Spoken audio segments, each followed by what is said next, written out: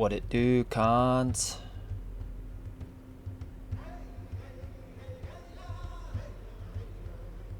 It's your boy Confusion back again. Want you to take a quick moment while you take a look at this to vibrate and activate. Hey ya, hey ya, hey, hey ya, hey ya, hey, hey ya.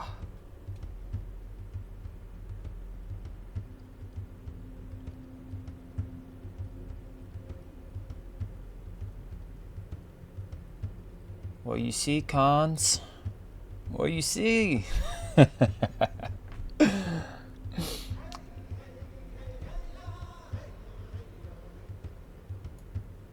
We're not looking at a myth, are we?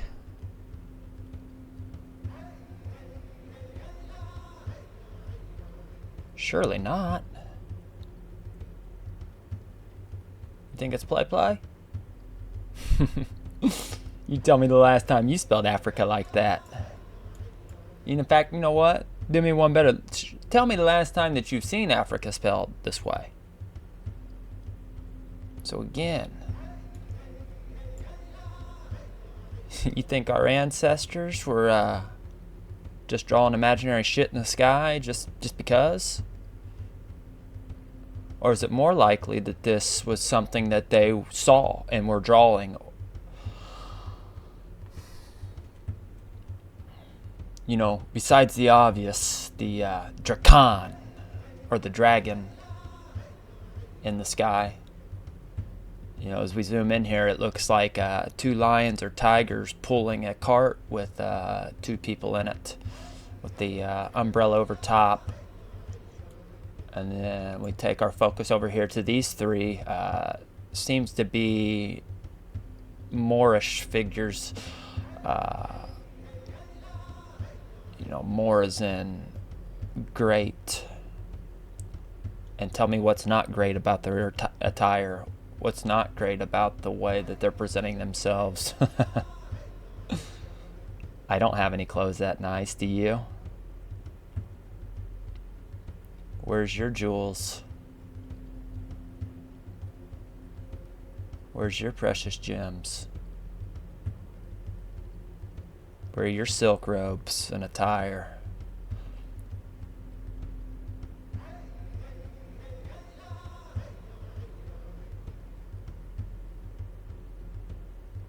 Africa, man.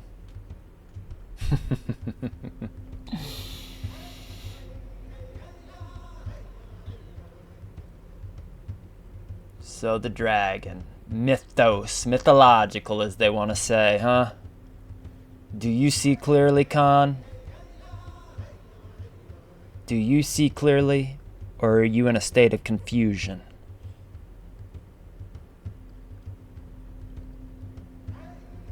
Or are you in a state of self-destruction? Or do you see clearly?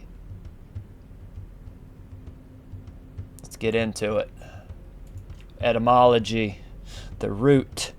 And why do I keep coming back to the root or the etymology? The root is the very beginning. And in the beginning, it's unadulterated. It's unblemished. It has not been corrupted yet. So I feel like us as humans that we have this innate ability to corrupt things, especially things that are pure. So let's get into it. The beginning is the ultimate truth before the twist, and the twist is the lie. It's the deception. No more deception, no more confusion, no more deceit, no more lies. We want to see clearly. Dragon, mid-13th century. Dragoon, a fabulous animal. A fabulous animal Tell me where you see faux, mythos, fake, non-existent. A fabulous animal common to the conceptions of many races and people. Nowhere does it say anything about being fake or mythological. Old French dragon, and directly from Latin. Nominative Draco, huge serpent, dragon. The Greek serpent, giant sea fish. Apparently from Drac Strong, aorist stem of Durkastai, to see clearly. Con, do you see clearly? To see clearly. Or to see. So the dragon is one who sees clearly. I have seen. Old High German, light, clear. You know, a good disinfectant is light.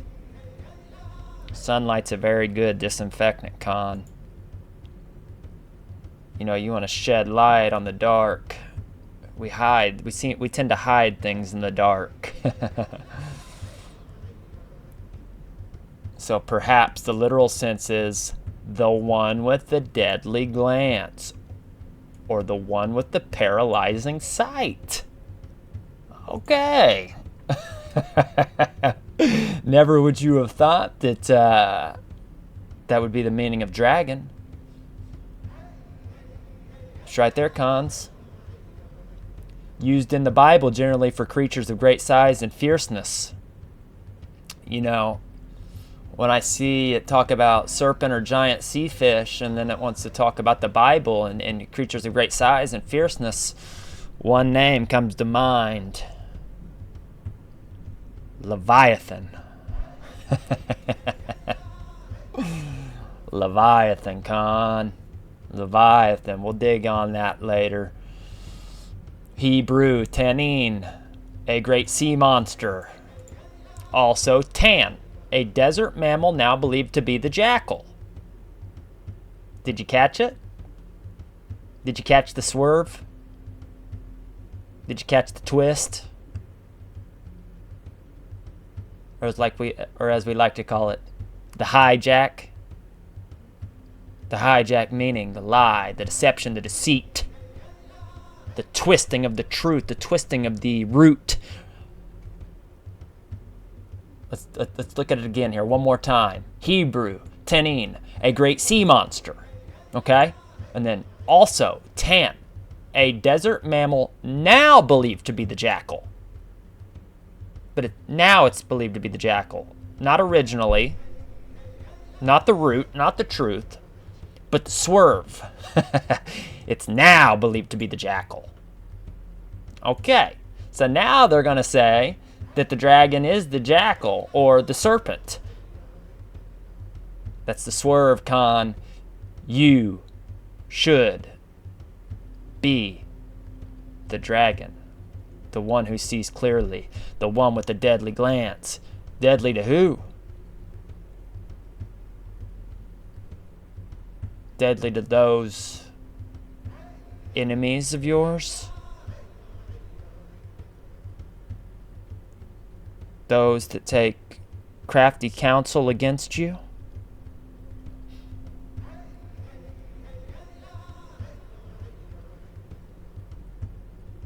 Those that look to perpetually enslave you?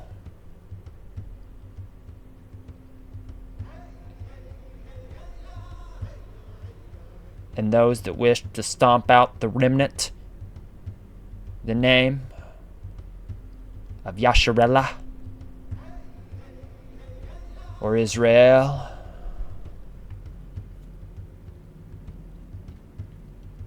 Yeah, Con. Are you free? Or are you free-ish? I don't feel too free right now, man. I'm not gonna lie to you.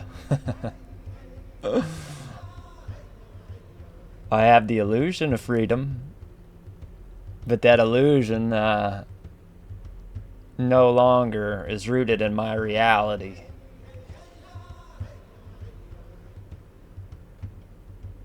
So who is the enemy, man? Who is the adversary? Who is the Antichrist? Who is the anti-anointed?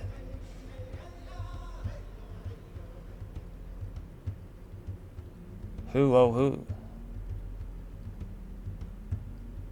would be against you? And why? Do they not want you to see clearly, Con? Ephesians 6:12. English Standard Version. We're going to go through a few of these. I want to just show you the change over time and how I feel that our ancestors had a much better grasp of who this enemy was and who it is.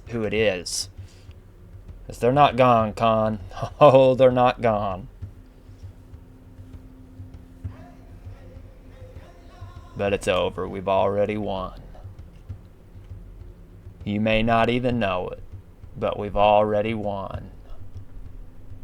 Time for it to play out, baby. Time for it to play out. Here we go. Ephesians 6:12. For we do not wrestle against flesh and blood. So, I consider myself flesh and blood. I have skin. I have blood.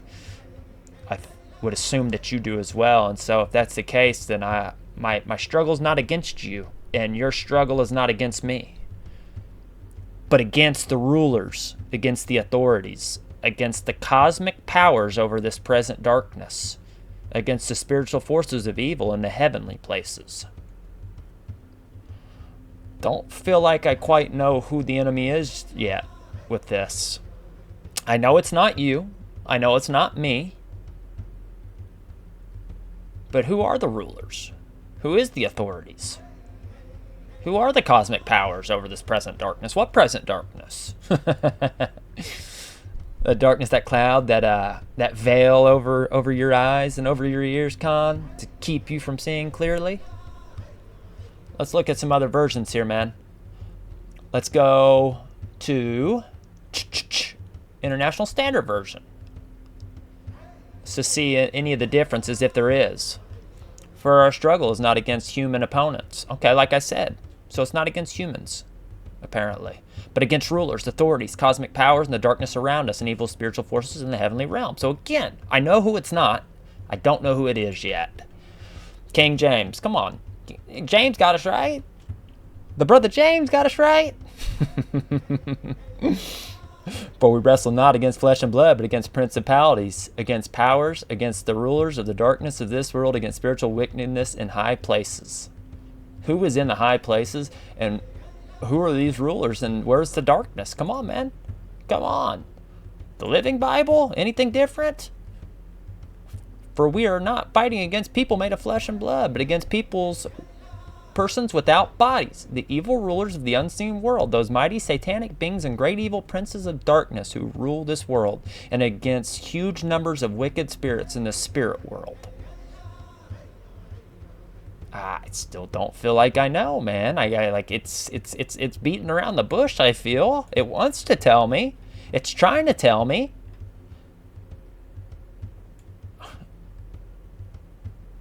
Tree of Life version?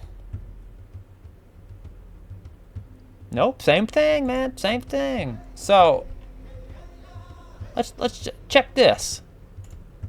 Oh, $15.99 Geneva Bible. Gotta take it back, Con. Take it back.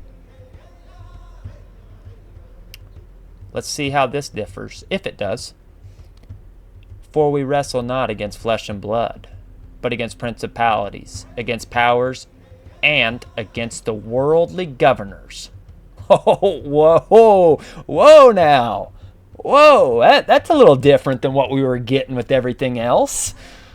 Hold the phone.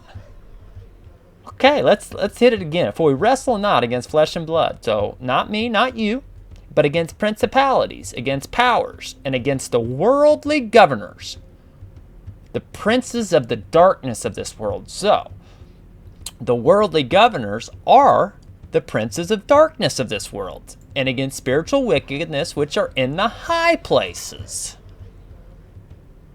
Khan. Did our ancestors know who the enemy was, man?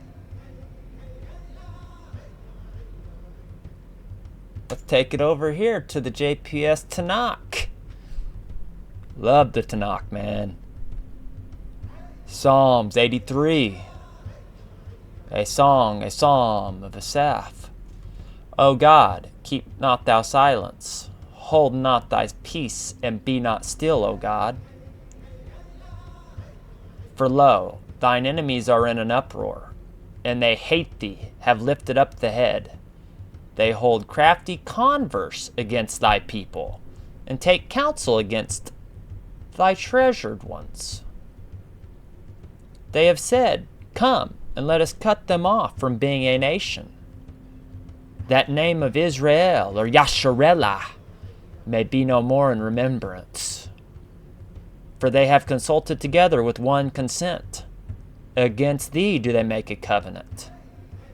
The tents of Edom and the Ishmaelites, Moab, and the Hagrites, Gebal, and Ammon, and Amalek, Philistia, with the inhabitants of Tyre, Assyria also has joined with them. They have been an arm to the children of Lot. Whoa now. Whoa now. They take crafty counsel against you. Who are the treasured ones?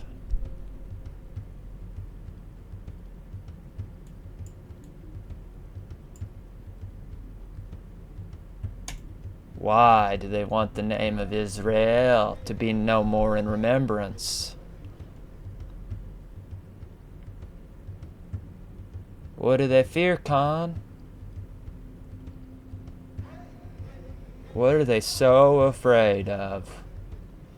Just don't get it twisted. Oh, they're scared to death.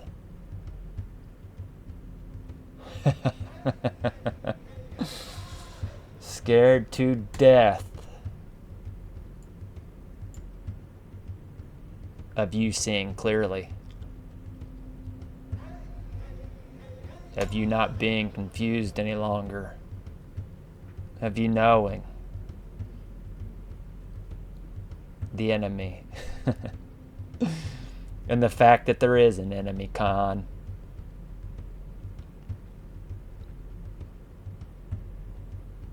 So again, man, I said in the first video, I just woke up here, man, no memory. I couldn't even tell you what my first memory is if I'm going to be completely honest with you. Could you tell me your very first memory? Think back, man. Think back. Why don't you remember anything?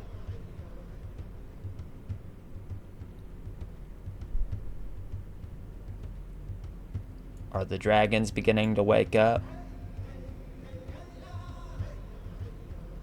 Do they fear the dragon, man? Do they fear the dragon, man? Do they fear you? A fiery, breathing Dracan?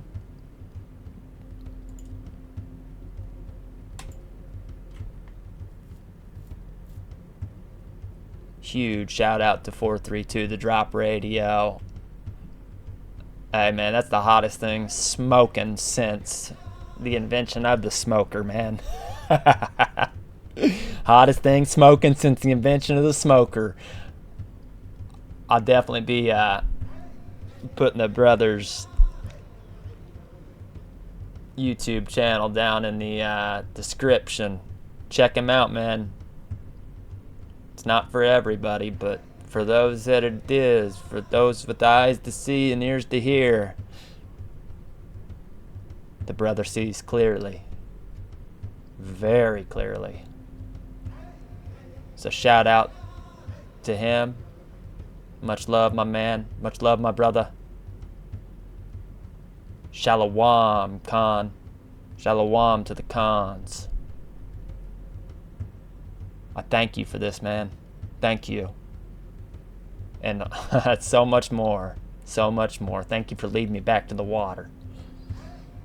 And I hope that you as well can get led back to the water.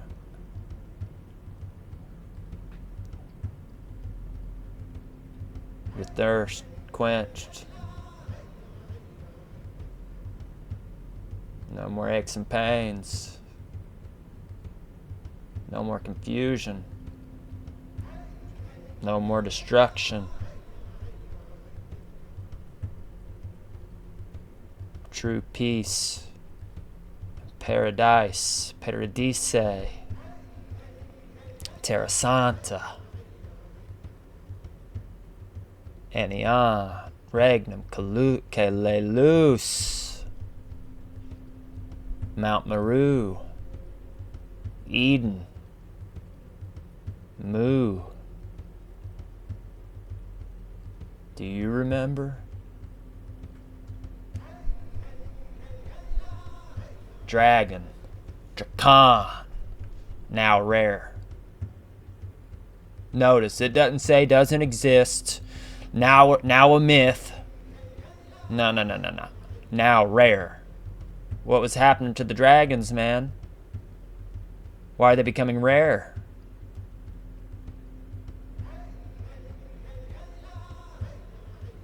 A huge serpent. A fabulous animal, generally a monstrous winged, scaly serpent, lizard, or saurian. A fierce or very strict person, especially a woman, a duenna. Again, a fierce or very strict person. Strict as in one who keeps the code, con? The code keepers? The code keeping cons? Is that who a strict person is, man? One who lives by a set of code? By a covenant? By a promise? You didn't forget, did you? Don't worry. We'll remind you.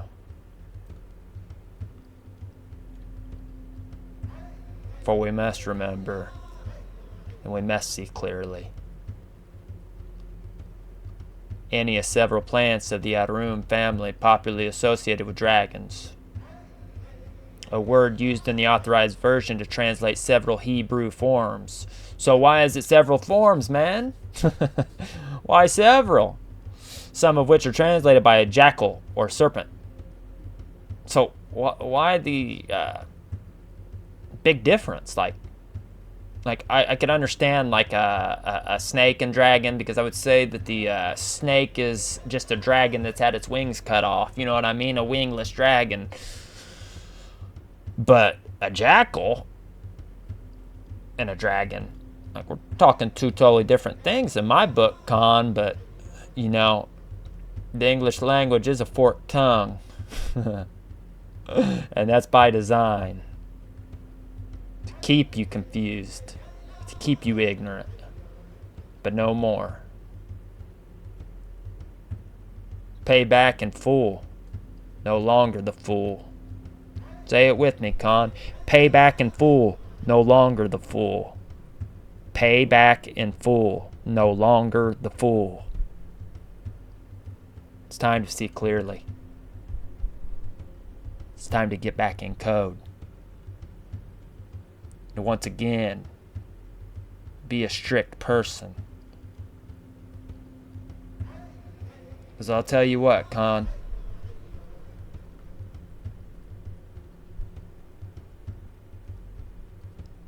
Little wisdom dropped to me was this. All the knowledge and wisdom in the entire world is useless without self-control. Let me say that one more time. All the knowledge and wisdom in the world is useless, worthless, without self-control.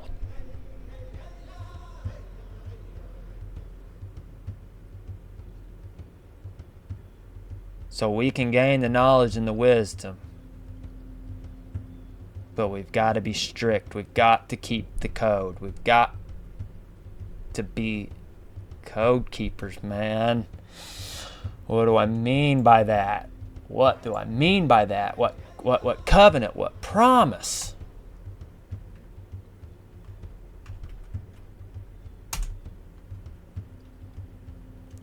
I just want to, I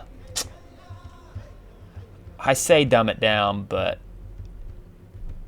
I don't mean it like that. I want to simplify this real quick and to just bring home the point. Can I get the big picture? Thank you, thank you, thank you. Okay, so I do not want to spin to win. Thank you, though. I'm winning in life already. Thank you. Don't need to spin that to win. Thanks. Okay, so the 10 Commandments for kids. I just wanted it to be a simplified version. So let's go through these real quick. Very simple, very easy. We all know them. We all should. And hopefully we're all striving to live by these. So, because I don't know anything in here I wouldn't want to live by, personally. So, stick with me here. I don't want to lose you. Number 1, no other gods besides God. Okay? Number 2, no idols. Worship only God. Is that not the same thing, man? Are we not? Is that not the same damn thing?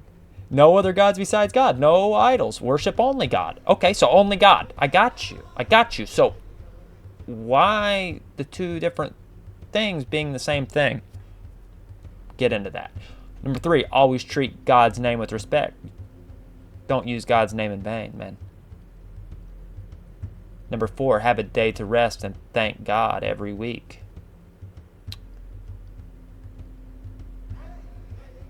Work 6, rest on the 7th. We work for 6, rest on the 7th. And let's just get into this real quick. So, you know, the whole world, for the most part, has got you going to church, worshiping the sun on a Sunday. But it very plainly puts out that we work 6, rest on the 7th. Let's just go to the calendar here real quick, Con. Days of the week. Say it with me. Sunday, Monday, Tuesday, Wednesday, Thursday, Friday, and then Saturday. Yeah. You don't start with Monday. It's Sunday, Con. I know. They got you twisted, and they got you moved over one day and got you working Monday, and then Sunday being the Shabbat. But just that simple swerve right there. They just swerved you on to the next day. You know what I mean?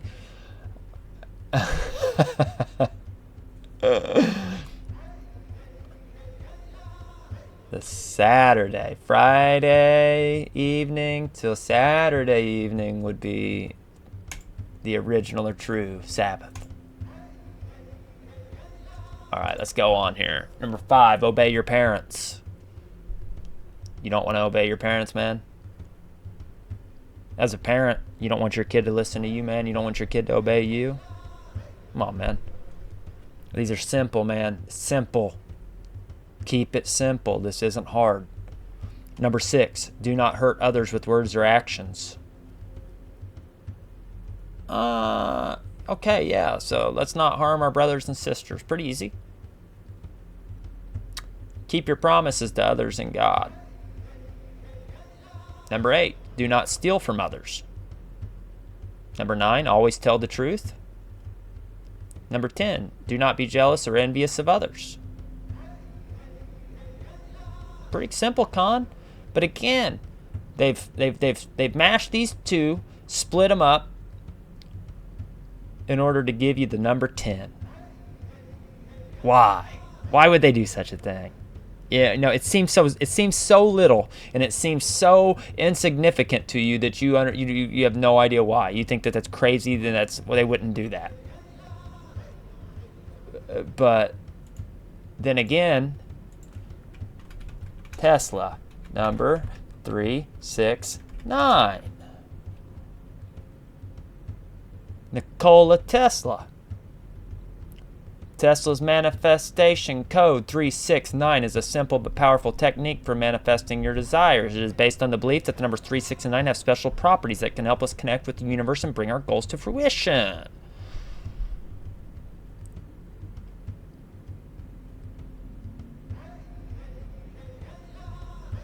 There is power in numbers, man. The 3, the 6, and the 9. He tells you that once you understand 3, 6, and 9, then you hold the keys to the universe. You think he's lying? Think he's mistaken? Or do you think that he was onto something and knew something that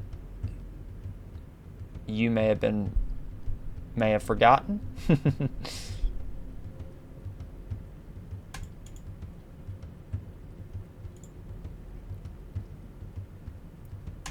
So what is this, Khan? Where do we find ourselves? What is this? You know, I'll share a message that was given to me about 10 years ago. And I didn't fully understand it at the time. But today it starts to make a lot more sense. And I'm beginning to see these things manifest in real time before my eyes. So here it goes. You are now entering the age of Aquarius, the age of enlightenment, where man will once again come back to his former glory and regain his divinity. That all shall be made manifest. All will be known to all. All that was lost, all that was kept secret and hidden in the dark, will be brought to light and will be known to all. For I am you, you are me, and we are all one. Separation is an illusion. Time is an illusion, Khan. It's all happening, man. It's all happening. It's all happening right here, right now.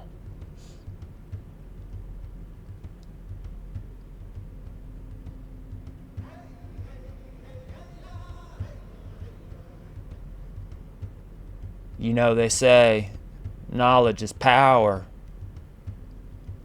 So it only makes sense that they would want to keep you ignorant and hide the truth of this world and this reality and who and what you are. For you are not the body, Khan. You are not the body. What are you then? You are the energy that animates the body, Khan.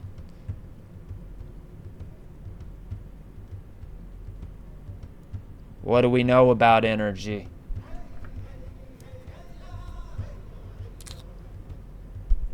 At least in this current reality where we stand, energy cannot be created nor destroyed. So your body may go, but you go on, Khan. Yeah. You are infinite. You are immortal.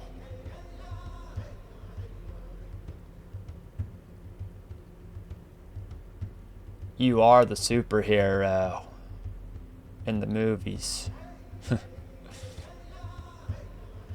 Neo, you are the one. Wake up. Wake up, Neo. You are the one.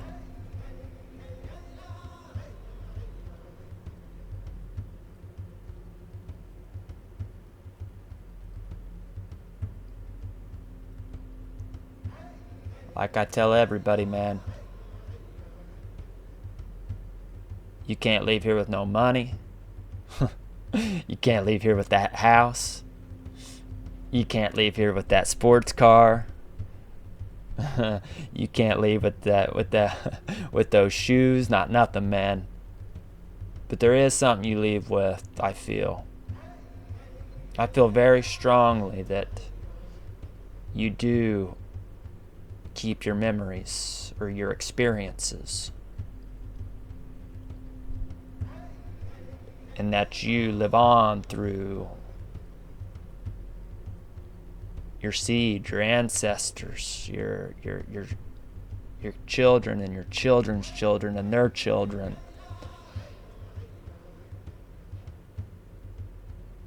So what do you want to leave this world for your kids, man? How do you want to leave it? You want to keep going down this path that we're currently going down?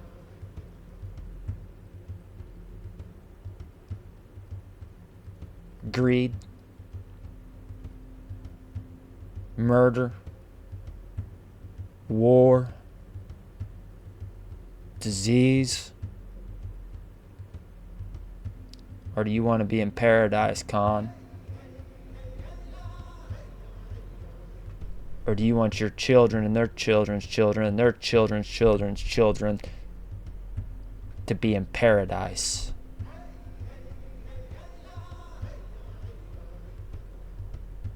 As it can be one of two things, man. It can either be heaven or it can be hell. Which one are you in right now, man?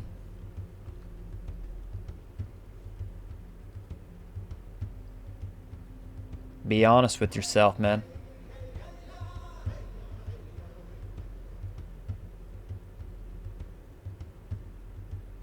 Gotta be more to life, right? Gotta be. You feel it. You feel it deep down within you. I know you do. I know you do. And if you don't, it's time to go within.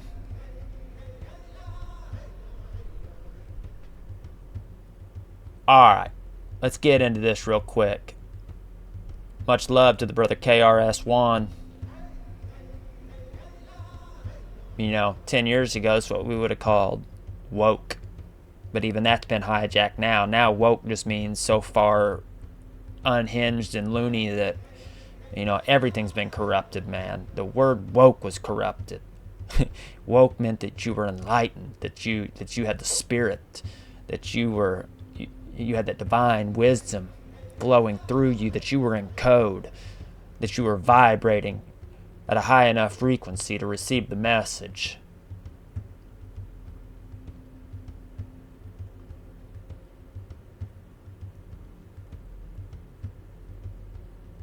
Let's get into it. Shout out Queen 11. I'll have everything linked down in the description below. Fair use.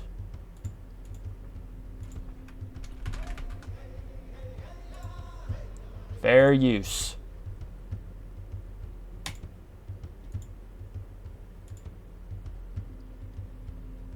Screw it. Fair use. This work is distributed free of charge. Check. Not monetizing any of this, cons. No monetization whatsoever. The information, the knowledge, the wisdom needs to be given freely.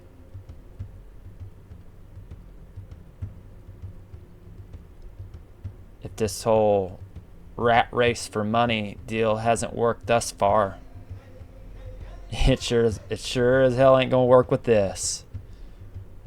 So it's time to take a new approach and look at things in a different light, in a different manner. So we're gonna be doing some criticizing. We're doing some comments. And we're gonna see what the brothers got to say, man. Yep, we will. We're attributing it to the original author and their sources. So fair use, fair use, fair use. Is fair use even fair at this point, man? Seems like we live in opposite land right now. Mirrored land. Here we go. KRS-One.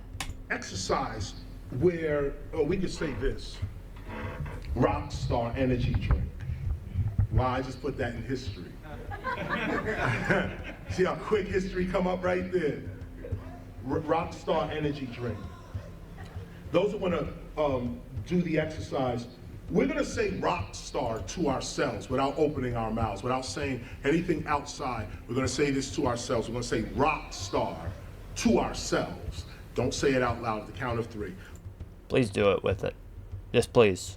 I promise you, follow along. It's a couple minutes. This is life-changing. Trust me when I tell you, this is life-changing. So just follow along, Con. 1, 2, 3. Okay. Now the question to ask, if you've said rock star in your mind, the question to ask is, what voice is that? What voice is that? What voice just spoke? You just said rock star without moving your mouth at all. On top of that, you on top of saying rock star, you heard yourself say rock star. How can you hear yourself say rock star and no vibration of sound has happened? See, this puts a different perspective on what sound actually is. And what memory is. Memory's not in the brain, memory's in the soul. The only thing you take with you after this life is your memories or your knowledge. Hate to stop it there, but let me say this, Con. You know, he's asking what memories are. We're going to look at that word memory.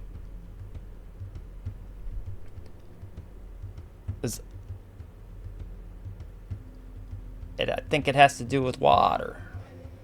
But not like the water that we drink, you know, necessarily. But different types of water, man. Maybe it's the primordial waters. But water in Hebrew is mem. M-E-M. Mem. Almost like memory, man. I just wanted to interject with that real quick. So, water is mem. Mem is water. The water. The water. Experiences. That's the only thing you take. Unless you study Egypt culture, they believe you can take all this stuff with you and do the other side. Just as a side note. But if you said rock star in your mind or in your being is the true answer, is the true statement. In your being, what was that voice? What was the voice that spoke and then you heard yourself speaking? But these ears did not hear you say anything because your mouth didn't move. So the ears didn't hear it, the mouth did not move, but you spoke and you heard yourself speaking.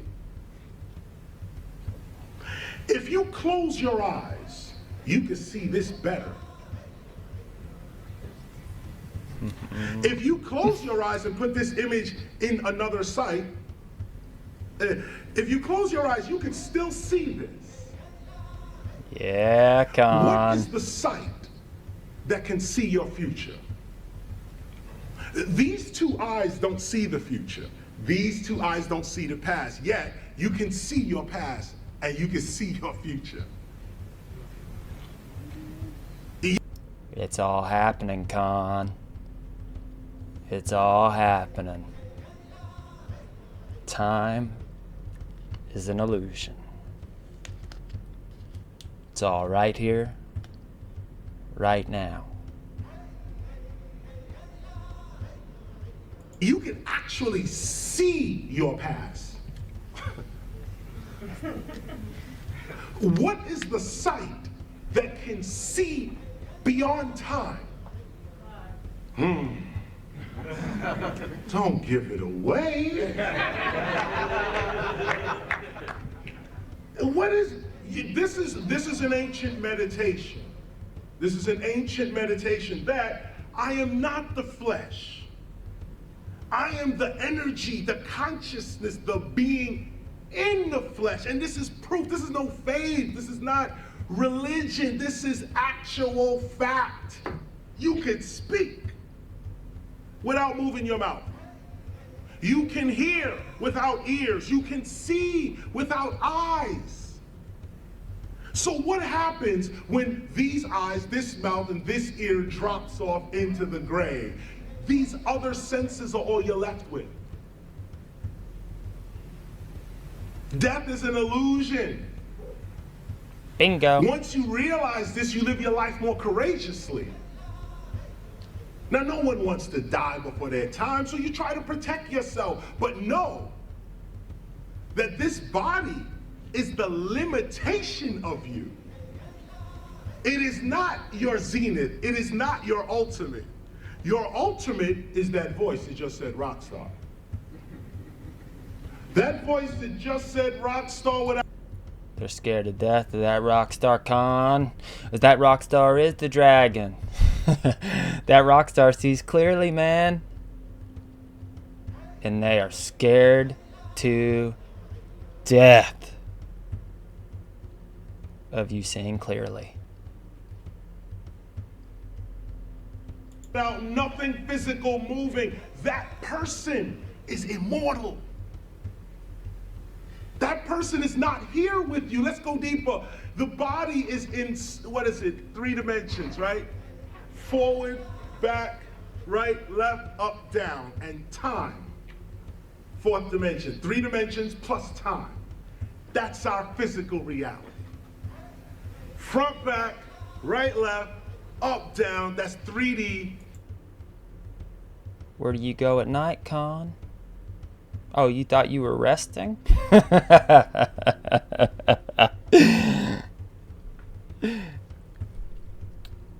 Energy never stops, man.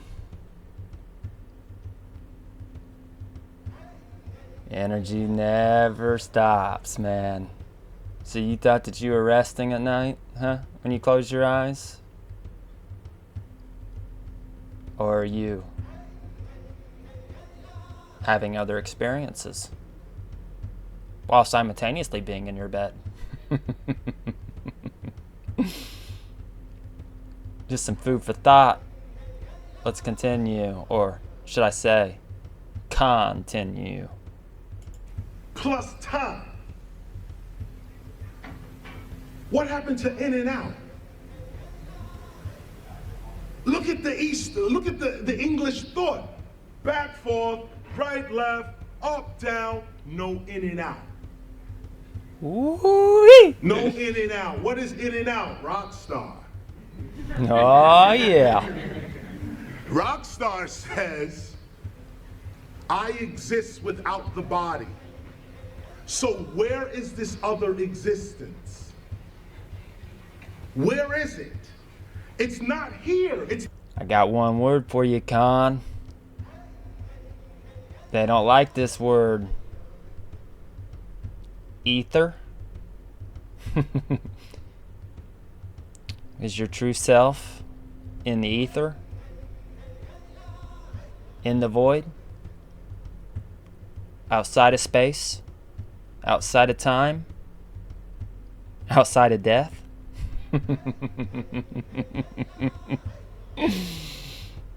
Maybe. It's not in 3-dimensional space where you really are. The person that said this is in a whole different dimension. Just switch a little bit. Talk to yourself more. Affirm to yourself more. And love yourself more, Khan. Love yourself more, Khan. Love yourself more, Khan. You've forgotten that, huh? We all have, man. It's okay. It's alright. It's time to get back to the way things should be. The way things used to be.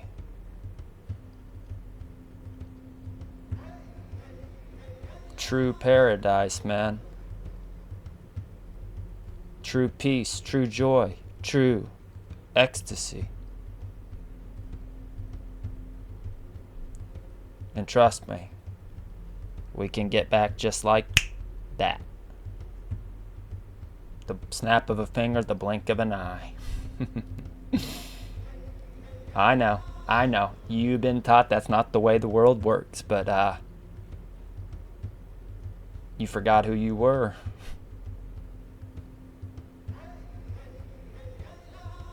But we're remembering. We got that mem. We're beginning to see clearly.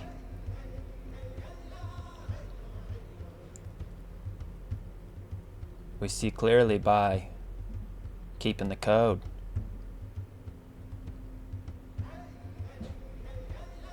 By keeping the code, we keep our vibrational frequency high. And by keeping our vibrational frequency high, divine wisdom flows through us.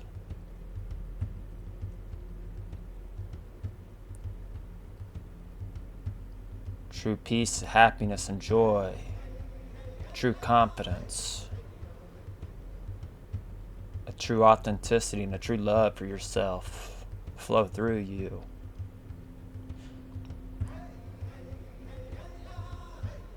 And will radiate to others. It's contagious, Con. Just like negativity is, this positive vibe.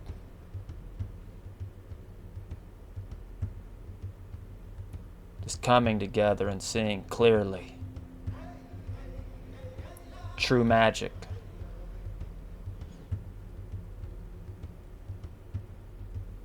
True magic, I promise. Just watch and see. Watch and see. Don't move, none of this. No, close this down and go within and say, I am the greatest ... ever. I have all my needs coming with speed. I am a being of love and light and knowledge. No weapon formed against me shall prosper. Whatever it is, have your affirmation on your tongue. It's the truth. Or, sorry, in your being. The being is the soul. And the soul is the Ruach.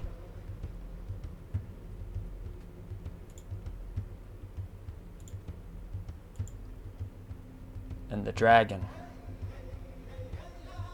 is the protector of the Ruach.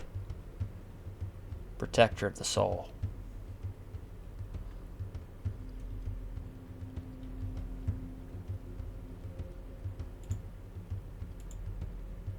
Continue, KSI. I'm sorry, brother.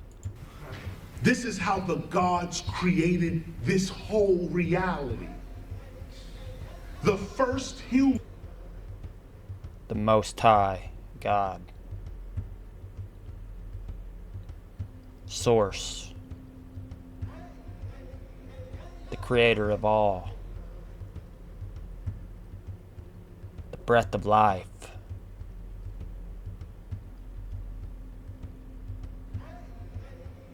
The divine energy that flows through each and every one of you.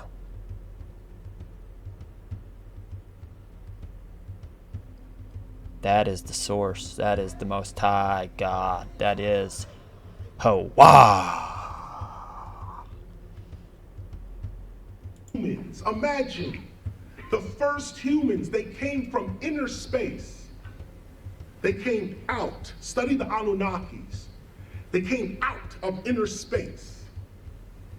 Not from outer space.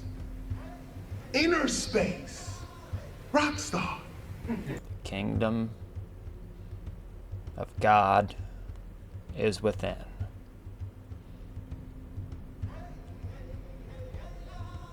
And I would say that what you call God is the culmination of all things, seen and unseen, known and unknown. And that is within you, Khan. but you gotta go within. I know it can be dark. I know it can be scary. But again, like he said, no weapon shall prosper against you. And knowing that, living by the code. The code is the key. For without the code, one is destined and doomed to destroy themselves through their own actions. Look around you, Khan. You think I'm lying? Look around you. Look around you. Think about it. What do you think drug addiction is?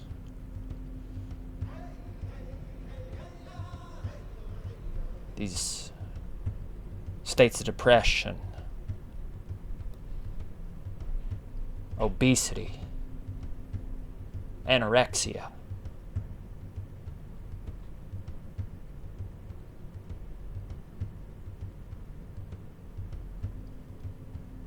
Self-inflicted self-destruction.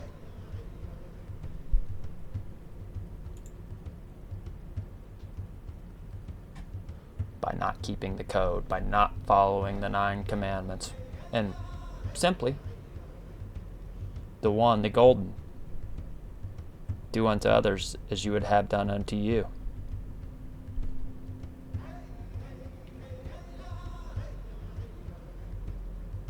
This is not a physical reality, Khan. This is what our ancestors called Maya.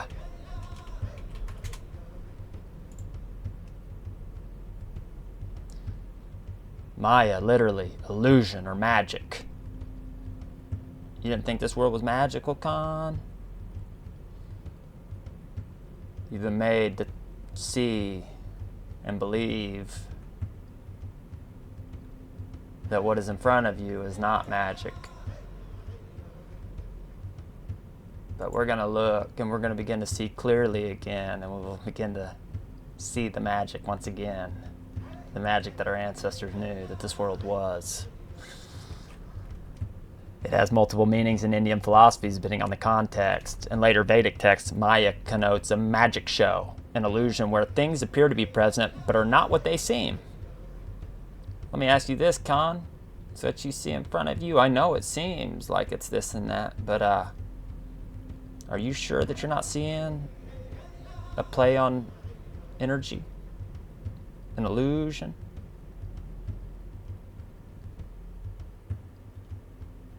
It's all energy, frequency, vibration, Khan. Energy, frequency, and vibration. I look at it like this. You got your TV or you got your computer monitor. And in that you have a bunch of these things that they call pixels, but it's essentially just a little light. And it lights up in certain ways and patterns to form your image that you see in front of you right now. And so I look at the world like that, is that that everything is energy, it's a frequency, it's a vibration, and that it's vibrating to create the image in front of me. Just like these words that you hear right now. Like, you think that these are words? You sure it's not a vibration coming from my voice box that your brain is interpreting and playing back as words in your head? You sure it's not a vibration?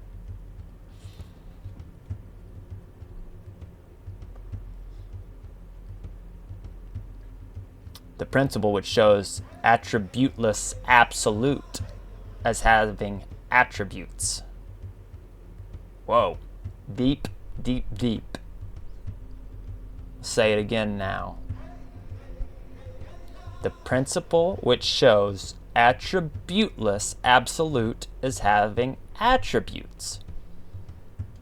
So the absolute is attributeless, but through Maya, it has attributes. Think on it Meditate on it, Khan. Not everything comes overnight.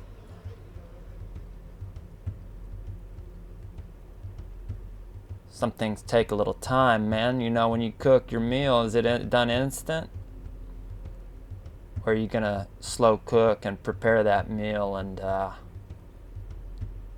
make it a good, tasty, healthy meal? As you know, all things, especially good things, take time. We're so used to getting things instantly at the snap of a finger nowadays that not only do we want that instant gratification now with no patience and no self-control, but our attention span is purposefully being lowered through social media such as TikTok, YouTube Shorts, and other things. Purposefully, Khan, is they do not want you to see clearly. They don't want you being the dragon. They don't want you being the Khan, the Dracan. For an ignorant person, it's much easier to control and manipulate. And I know it's hard to convince intelligent people that they've been tricked and manipulated, but it's time to wake up. Time to swallow your pride and realize we might have been duped.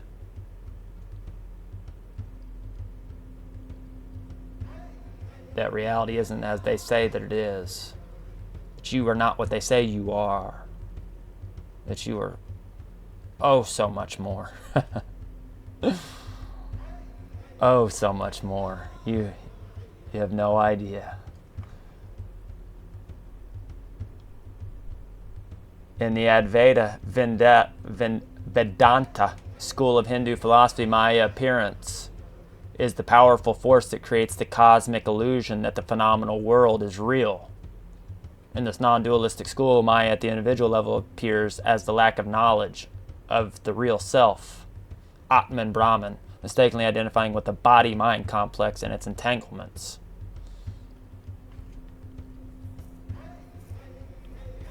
In Buddhist philosophy, Maya is one of the 20 subsidiary unwholesome mental factors responsible for deceit or concealment about the illusionary nature of things. Ooh. Maya is epithet, or a manifestation of the Hindu goddess Lakshmi, who with Vishnu are together revered as a personification of the Absolute. Maya was also the name of Gautama, Buddha's mother. Gautama? Or like Guatemala? Huh? Gautama? Guatemala? Yeah, man, all words have meaning, man. Whether you know what it is or not, it does. And that's why we want to get to the root of it.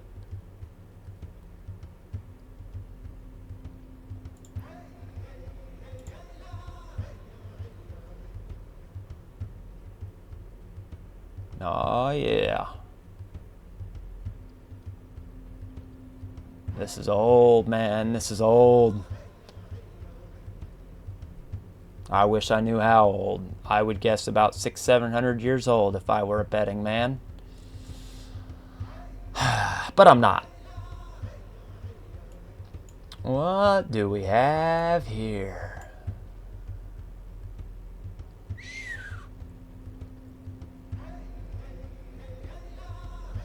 The dragon.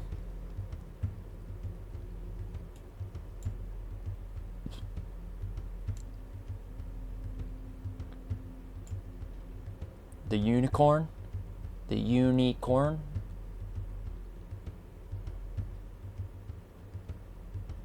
Oh, wow, okay. Solano de Babylon. I just now saw this for the first time. I've seen this map a million times. I've just now been able to make out what that was. Solano de Babylon. Depicting Babylon, Khan.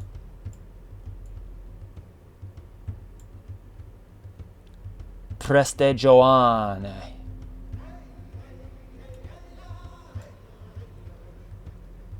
You know, they say that all roads lead to Rome. But I say all roads lead to Prester John.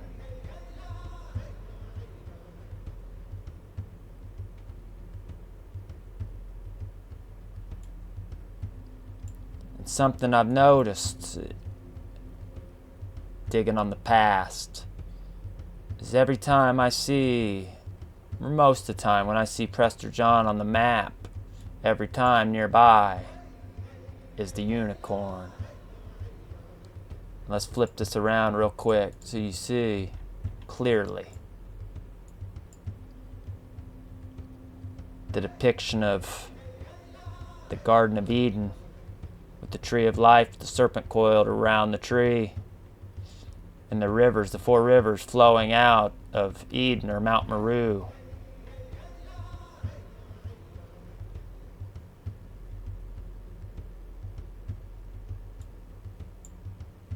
Think it's play?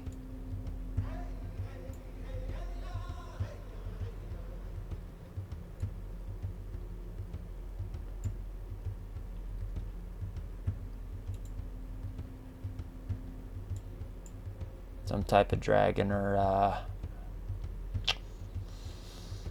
other creature there. Same up here. Beautiful, beautiful map. But who, oh who, is Prester John?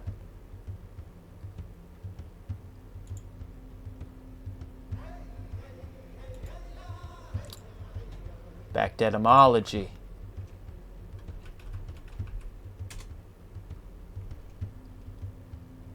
Looky.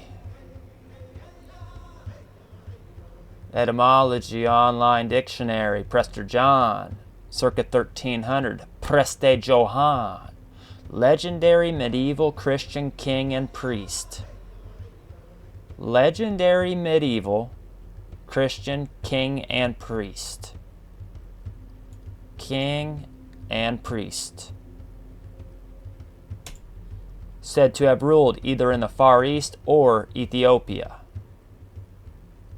Preste, attested as a surname late 12th century, is from Vulgar Latin prester, a transition between Latin presbyter and English priest. So, prester means priest, John is king.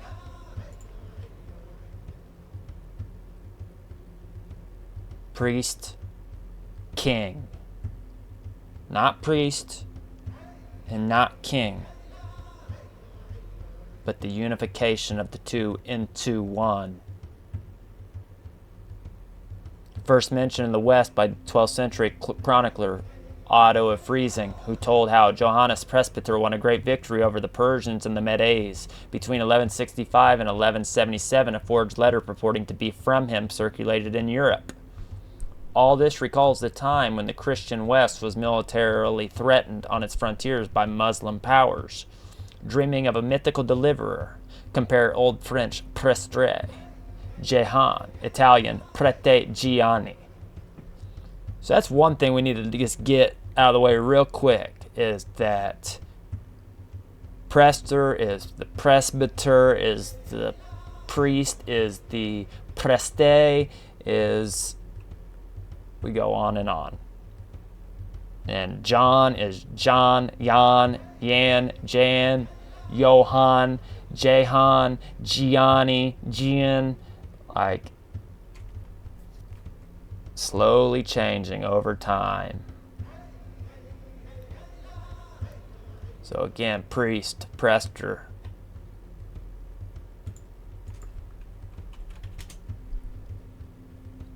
John, Jan, Jean, Jehan. All John, man. All Jahan, John, Jan, Yan. Greek conformed the Hebrew ending to its own customs. The H in the English was inserted in imitation of the medieval Latin form. Old English had the biblical name as Johannes. Presbyter Johannes, as the name of John the Baptist and John the Evangelist. It was one of the most frequent Christian given names. So they named a bunch of people after him, huh?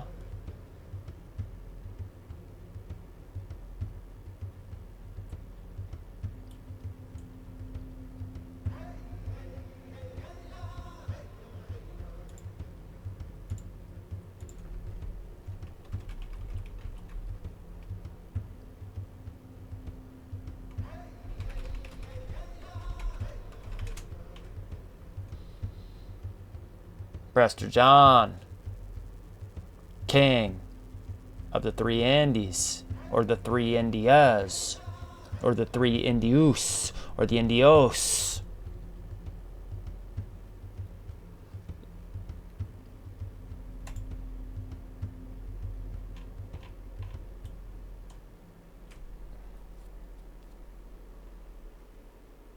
Let's rewind this.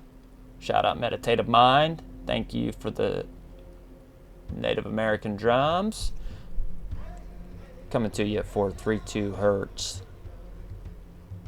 The natural Schumann resonance. Natural frequency of the earth plane that you currently find yourself on and in. Okay.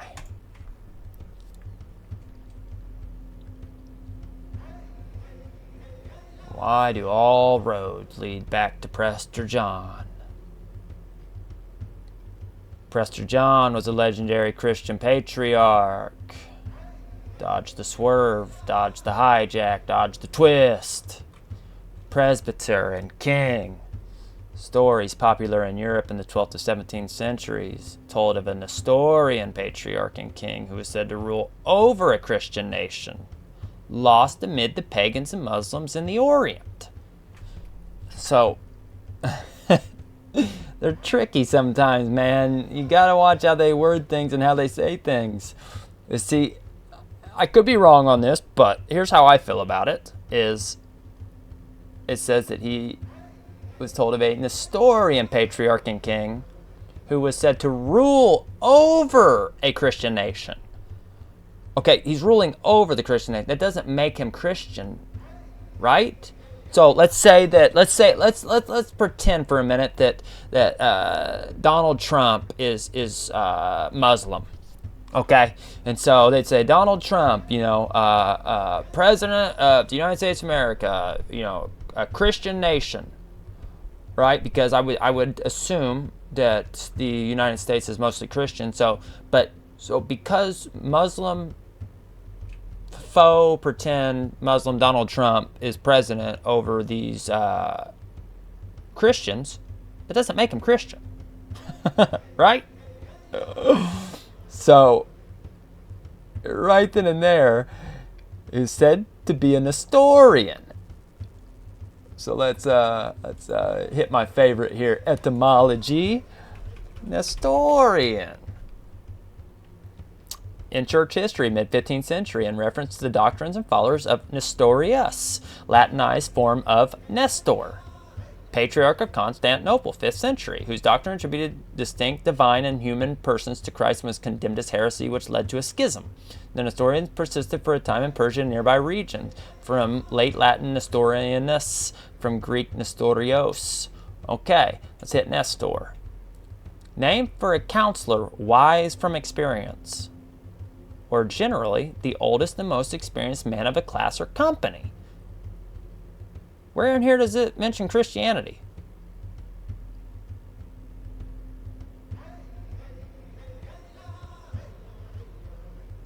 It straight up tells you that the Nestor is the name for a counselor wise from experience. So somebody with wise counsel?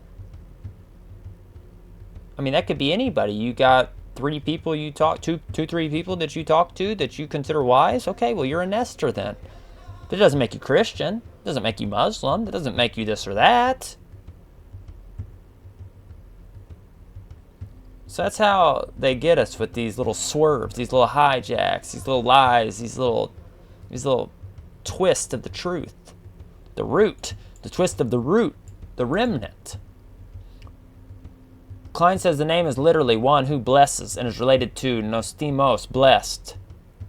Watkins connects it with the root of the first elements in nostalgia. Okay, just like to bring it back. You don't have to think back to reminisce on the past. It's connecting it with the roots of nostalgia. So the Nestor. The Nestor is the Prester, but that doesn't mean that he's Christian. They're telling us that he is, but I haven't seen anything otherwise at this point. So, like, you think the Ethiopians were Christian? I mean, they might have been. You think that the Indians were Christian?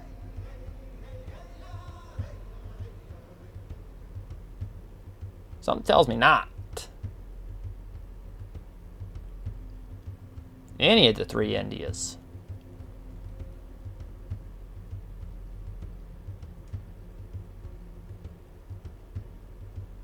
The accounts were often embellished with various tropes of medieval popular fantasy depicting Prester John as a descendant of the three magi. Whoa now, whoa. Depicting Prester John as a descendant of the three magi? Ruling a kingdom full of riches, marvels, and strange creatures?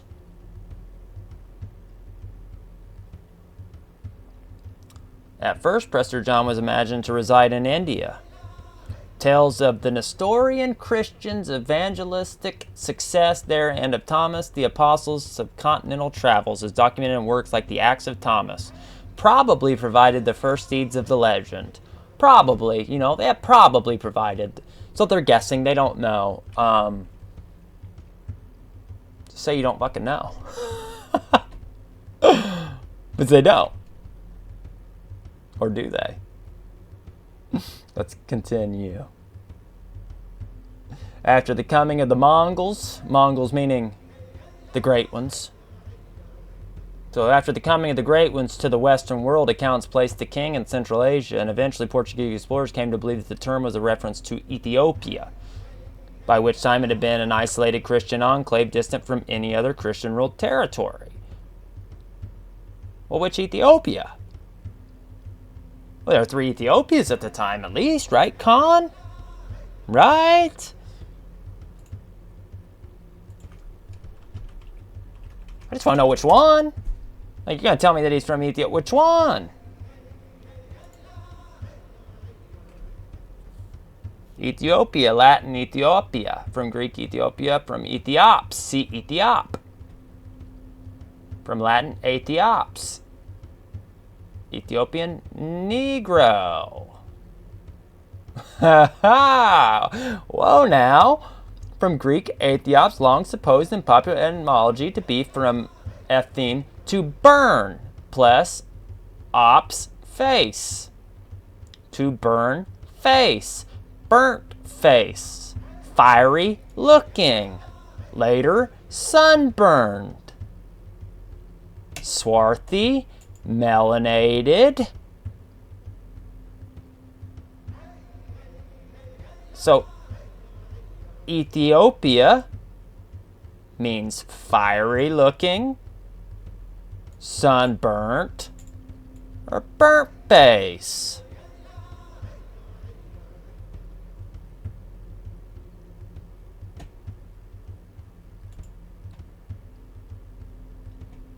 Entries linking to Ethiopia, Abyssinia. The old name for Ethiopia, 1630s. From modern Latin, Abyssinia. From Arabic, Habash, the name for the region said to be from Amharic, Habish, mixed, or Arabic Habash, mixture, in reference to the different races dwelling there. In 1920s, 30s, popular as a slang spun for the parting salutation. I'll be seeing you. So Ethiopia is Abyssinia, which is slang for I'll be seeing you.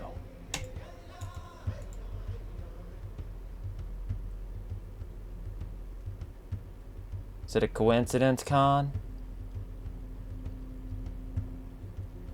Or is it a breadcrumb? Is it a clue? For those who see clearly. They're not just going to come out and give it to you. You're going to have to go looking. You're going to have to go searching. You're going to have to research and study and put in the work, man. Like, you got to put in the work.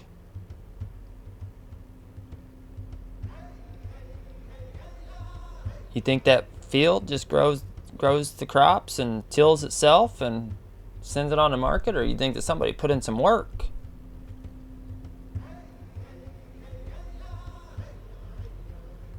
They're never gonna just give it to you. They're never just gonna come right out and say, this is what we did. But if you see clearly, they've given you all that you need and more, Con. This is the thing about a lie. You know, the thing about a lie is this. Once a hole gets poked in that lie, the narrative begins to unravel real fast. And I believe that we are witnessing the narrative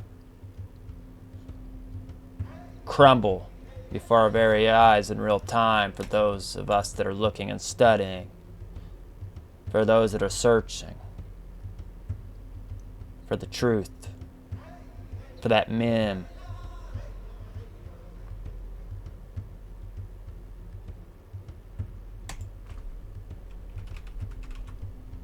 You think they're not scared, man? You think they're not terrified, man?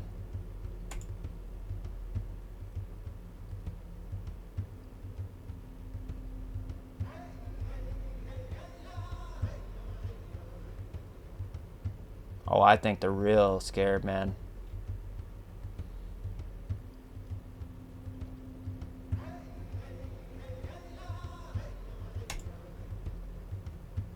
I say they.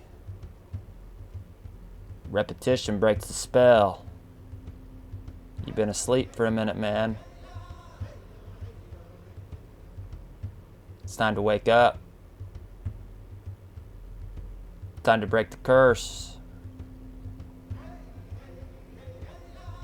The curse of confusion. The curse of self-destruction.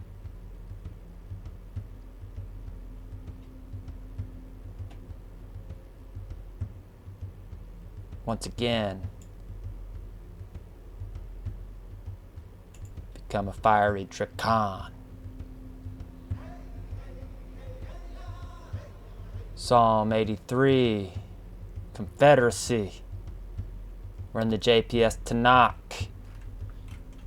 All this will be linked down in the description below. Get the links. Get the links, Con. Get the links, because I'm telling you, they don't last long. They love to kill the links, man. They love to kill them. And before, I'd have told you I had a time machine. I no longer have a time machine, man. Temporarily unavailable. My time machine's down, man. I hope that they can fix the time machine real quick, like. But I have a feeling that once they do, we won't have it for much longer, because they do not wanting you to wake up. Oh God, keep not. Let's change that. Let's change that God to Hawa. Why Hawa? Why Hawa? What is Hawa?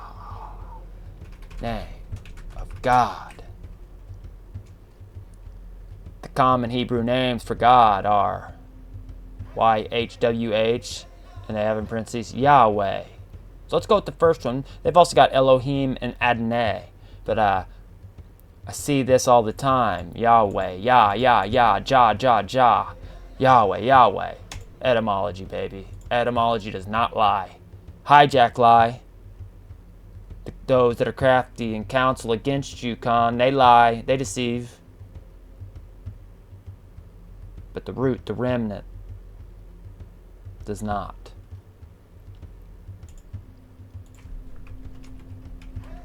Yahweh.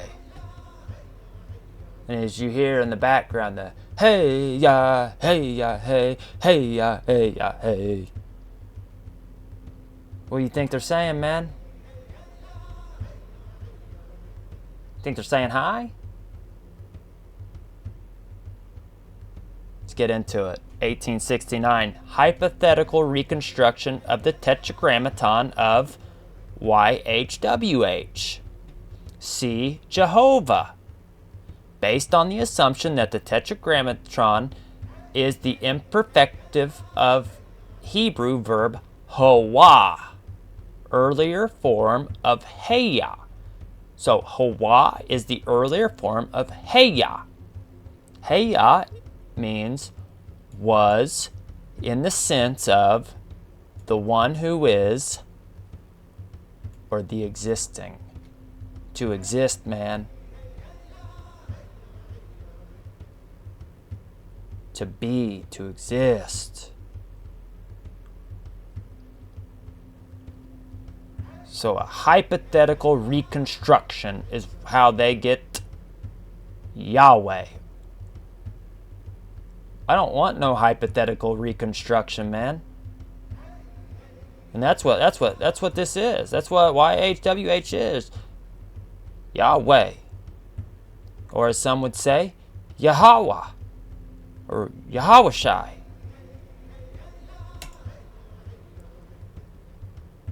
Jehovah.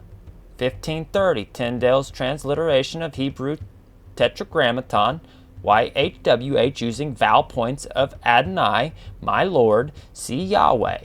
Used for YHWH, the full name being too sacred for utterance. In 4 places in the Old Testament and King James Version where the usual translation, the Lord, would have been inconvenient, taken as the principal and personal name of God.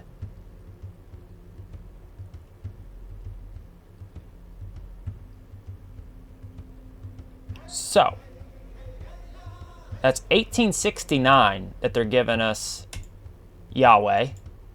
That's not that long ago, truthfully. A little while ago, but not that long ago. In 1530, they're giving us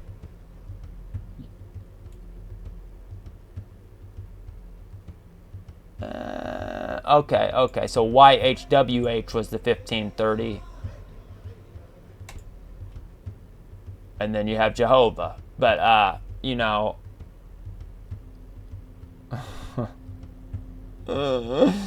like I said, they like to say that it's Yahweh, but,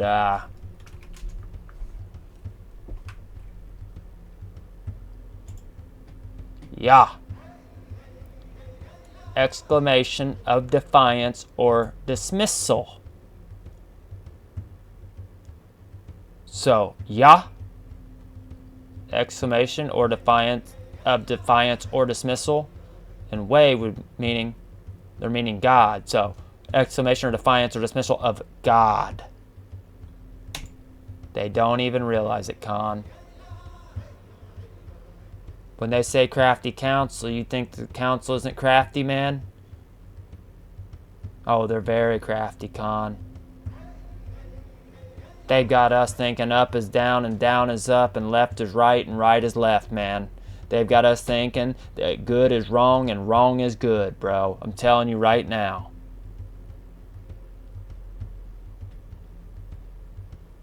Yeah.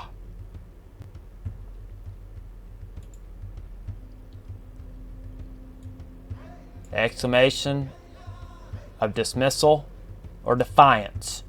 To defy God or dismiss God is what they've got you saying.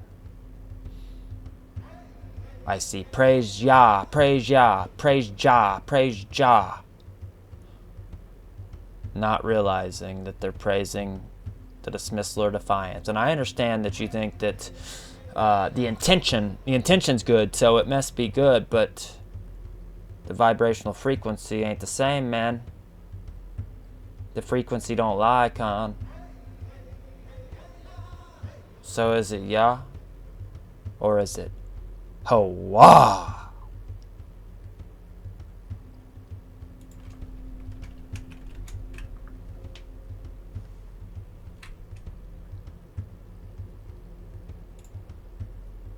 Why don't they want to give it to you, Khan?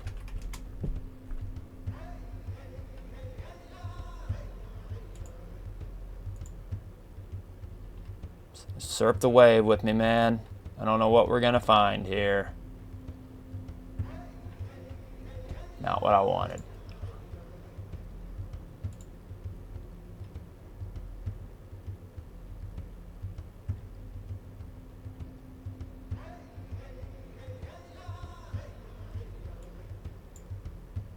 EHYEH, usually rendered I am who that I am, or I will be who what I will be.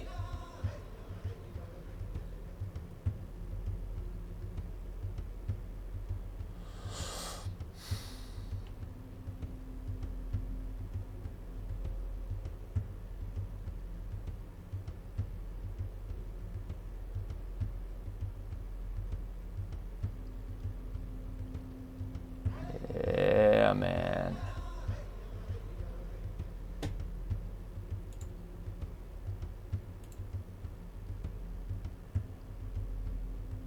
The Hebrew verb hoa, in the sense the one who is, the existing, to exist, Khan. Ha, the breath in, the feminine, the divine feminine. And then the wah, the divine masculine. So the breath in, feminine, huh? And then the breath out, the divine masculine. Wah!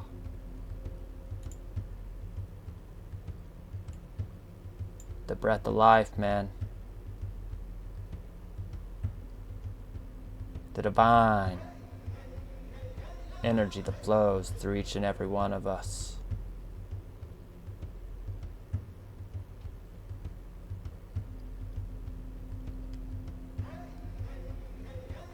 They want to cut you off, Khan. Want you to believe that your creator's just a myth, or to have you doubting the creator.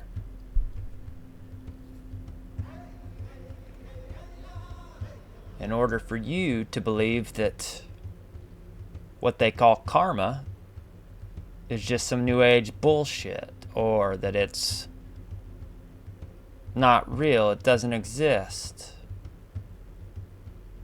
But let me make it real simple for you, Khan. Karma is simply cause and effect. You do something, karma is the effect. But what you don't realize is, and what you've been made to believe is that there's times that you can get away with things. Like, that if you steal from this person, they may not catch you. And they got you believing that karma's not going to come back around and get your ass, man. But again, that karma is simply just the effect of the action that you set into motion, Khan. It's not that difficult, man. We're going to try to keep it real simple around here. We don't need no more confusion. No more confusion, man.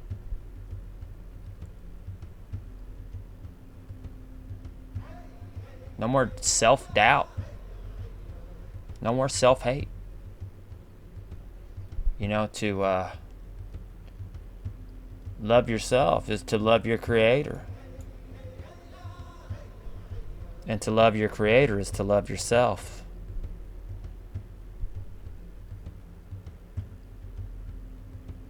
And to love those around you is you loving yourself and treating yourself that way. So do you want to steal and kill from your brother, man? all you're doing is stealing and killing from yourself. May take a little while to get to you, but don't worry, it will. And if it doesn't get you in this life, it'll get you in the next. Because I don't think you can escape that karmic due. So quit doubting it. It's not hard, it's not complicated.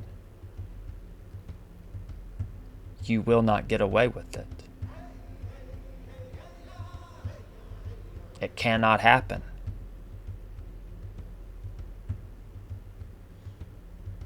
You know, it's really not complicated.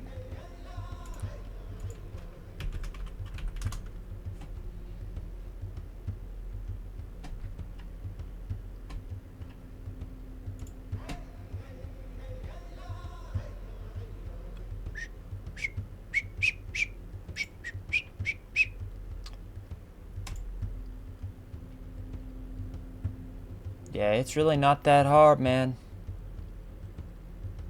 Once you see clearly, you realize it's all connected.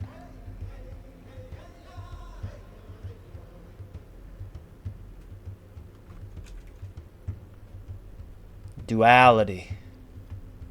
The quality or state of having two different or opposite parts or elements. Dualism. What am I talking about, man? What are you talking about, confusion? Currently, Con, my reality and your reality is dualistic in nature.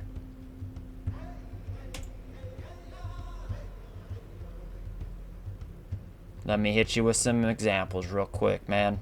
It's not difficult. You have the sun and the moon. You have day and night. You have tall and short, fat and skinny, male, female, solid, liquid.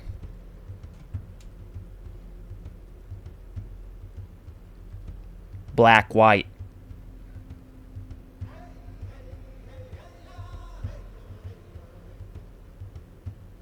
You get my point, Con. Hot, cold, freezing, boiling. Your reality is dualistic in nature at this present moment. Now, I won't say that it's always been that way, but it sure as hell is right now. And so, there's some simple principles that come with duality. So for one, you know, art imitates real life. And the greatest story ever told is good versus evil. Light versus dark. Jedi versus the Sith. 432 hertz versus 440 hertz.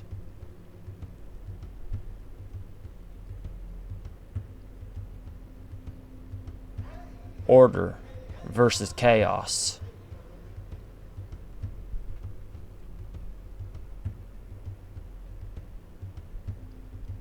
The Christ versus the Antichrist.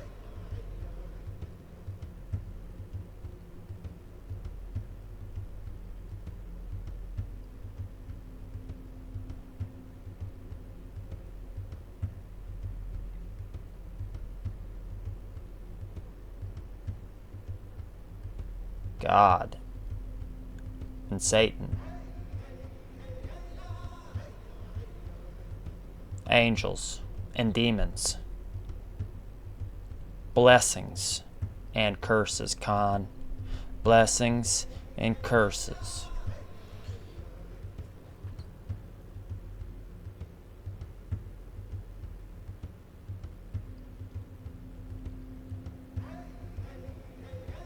So some simple principles that come with duality. See if I can easily find this. Surf the wave with me.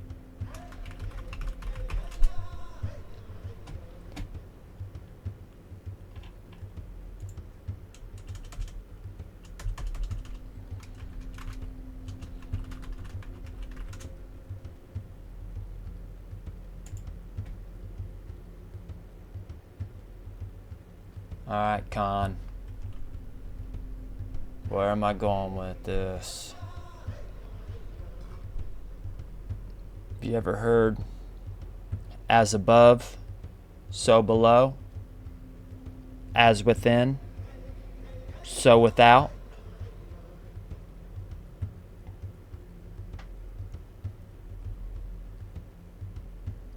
It is describing the dualistic nature of this reality. And so, man is a microcosm.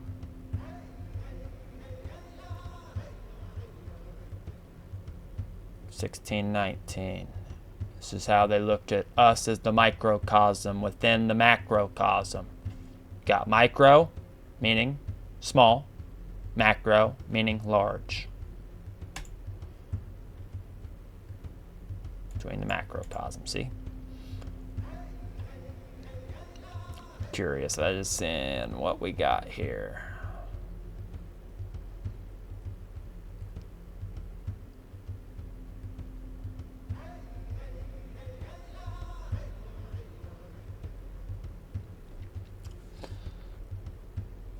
Alright, Hermes, part of a series on Hermeticism, Hermes Trismegistus, or Thoth, or Mercury.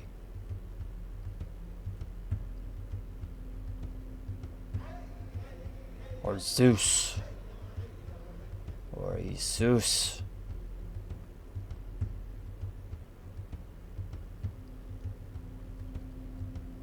And even Jesus.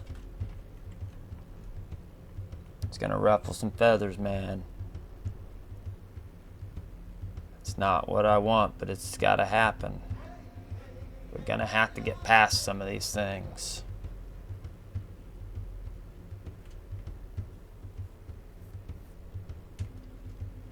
Number 2, the principle of correspondence. As above, so below. As below, so above.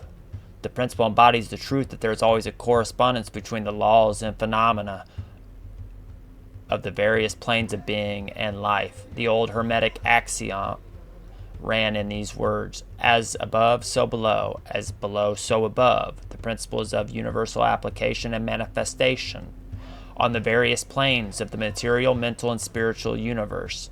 It is an universal law, just as a knowledge of the principles of geometry enables man to measure distant suns and their movements while seated in his observatory, so a knowledge of the principle of correspondence enables man to reason intelligently from the known to the unknown. So again, once you understand these simple, basic principles that are associated with duality,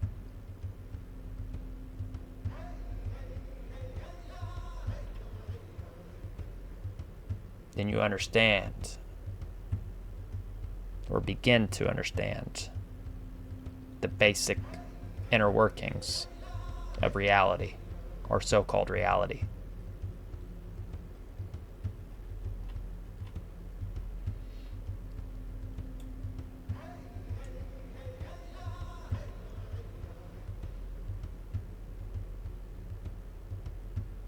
In Egypt, Hermes or Thoth was known as Tehuti by many names throughout time.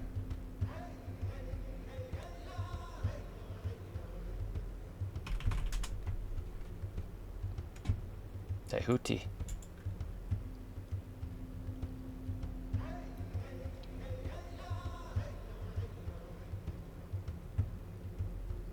Thoth, borrowed from Coptic, Egyptian, tweet. The reflex, he is like the ibis, is an ancient Egyptian deity. In art, he was often depicted as a man with the head of an ibis or a baboon, animal sacred to him. His feminine counterpart was Seshat, and his wife was Mat. He was the god of the moon, wisdom, knowledge, writing, hieroglyph, science, magic, art, and judgment. Thoth's chief temple was located in the city of Hermopolis. And I've got some maps of Egypt with Hermopolis shown, and we'll go over those at some point later on. Later known as El Ashunin in Egyptian Arabic, the Temple of Thoth was mostly destroyed before the beginning of the Christian era. Its very large pronos was still standing in 1826, but was demolished and used as fill for the foundation of a sugar factory by the mid-19th century. Wow.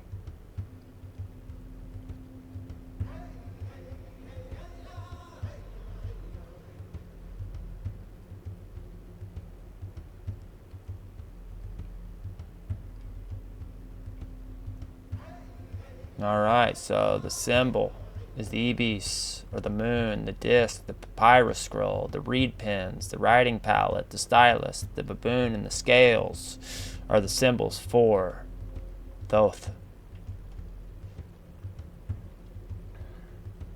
His consort was Mot. Equivalent, Greek equivalent, Hermes. Roman equivalent, Mercury. But again, you can be talking Hermes, Mercury, Thoth, Zeus, Isus, many names, same deity, same force, same vibrational frequency. It's all energy, frequency, vibration, Khan.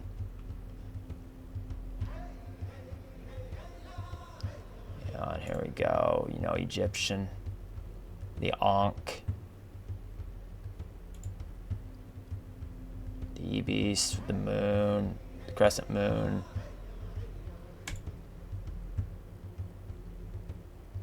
You think it's play? I don't think they were playing cons.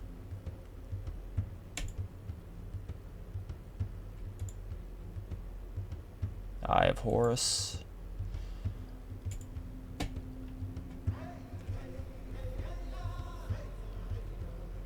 Thoth's role in Egyptian mythology were many. He served as a scribe of the gods, credited with the invention of writing in Egyptian hieroglyphs. In the underworld, Duat, he appeared as an ape.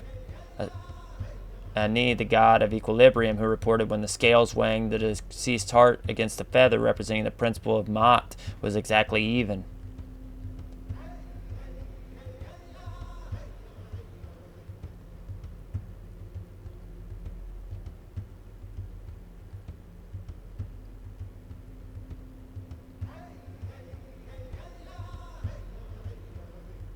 Plato mentions Thoth in his dialogue, Phaedrus.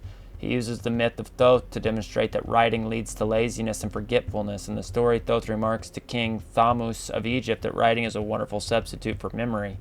Thamus remarks it is a remedy for reminding, not remembering, with the appearance but not the reality of wisdom. Future generations will hear much without being properly taught and will appear wise but not be so. Oh yeah.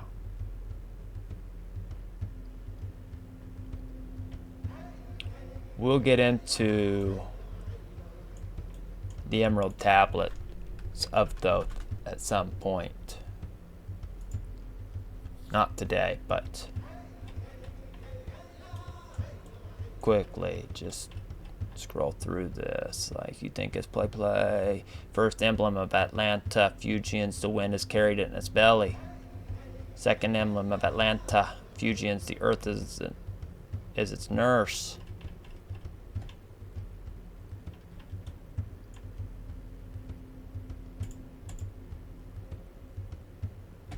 Rosicrucian symbol. Once again, I told you that our ancestors knew the truth of this reality and the truth of us and what we're capable of when we're awake and not put to sleep. Sun, moon, duality, male, female, left hand of God, right hand of God.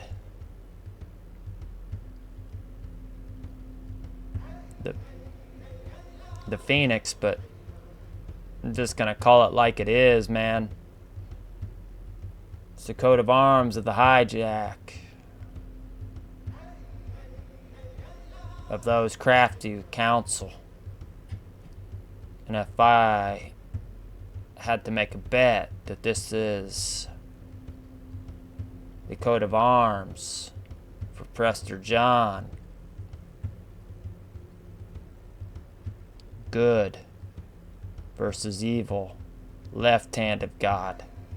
Right hand of God. Which side do you fall on, Khan? Which side do you fall on? You want to take the side of the hijack? Perpetual enslavement?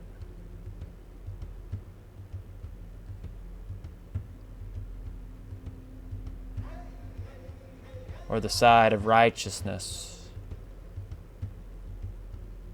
The side of the code keepers?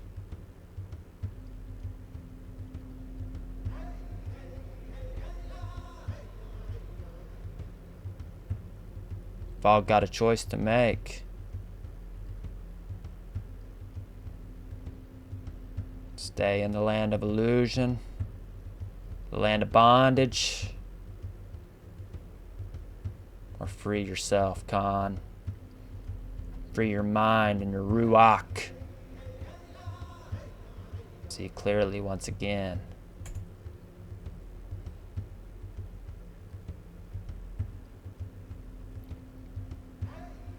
Wild stuff, I know, but when you get back into that 1600, 1500, what they want to call medieval, things are real strange. Oh, real strange, and we'll get into it. Is if you thought that a dragon was mythological or crazy to think is real, you have seen nothing, Khan. Ancient tech, antediluvian, pre-flood, pre-tech.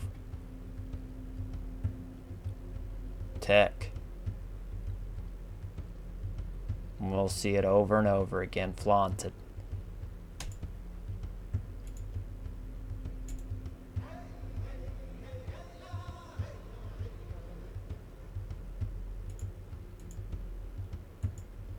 Okay.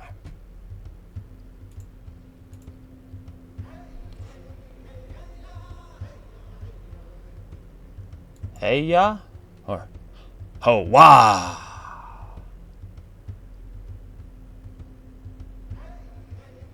You hear the difference? You feel the difference?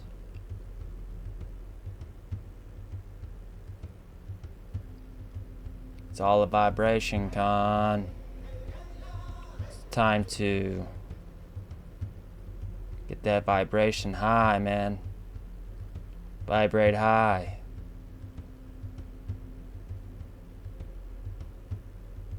Activate, vibrate, and then we assimilate. Yeah, man, I'm looking for the Negus Negusti. Negus is the word for king in Ethiopian Semitic languages, or Shemitic. Is it Semitic? Or is it Shemitic? Is it Sem or is it Shem? The Negus Negusti, the King of Kings. The Exalted.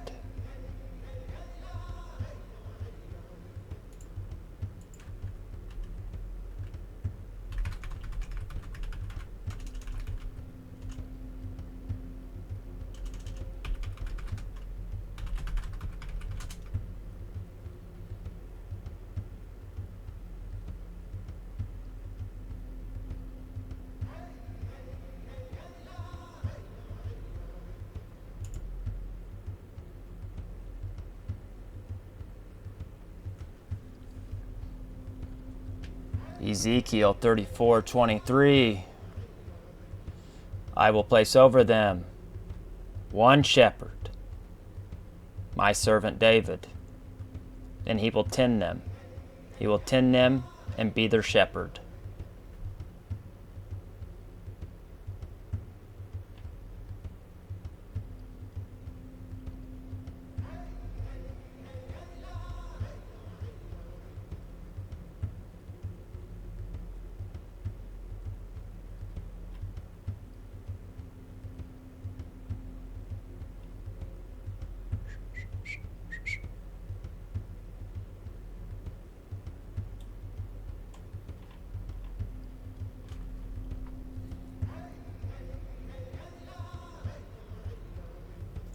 One shepherd, Khan.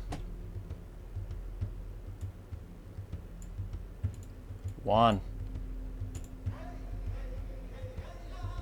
And it tells us directly who it is. David.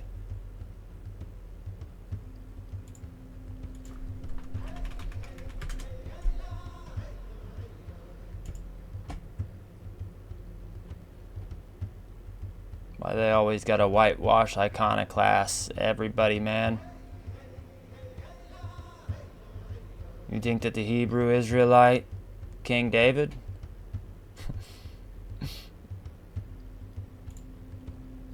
Look like that? I got my doubts, man. Oh, now he's, yeah. One shepherd forever.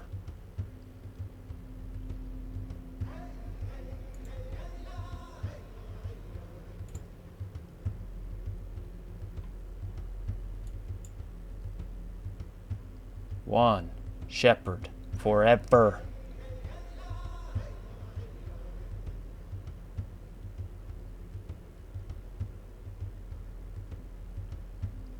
Staff, crown, robes,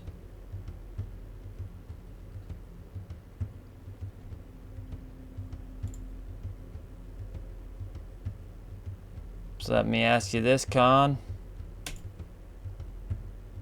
Why are they slaying the dragon?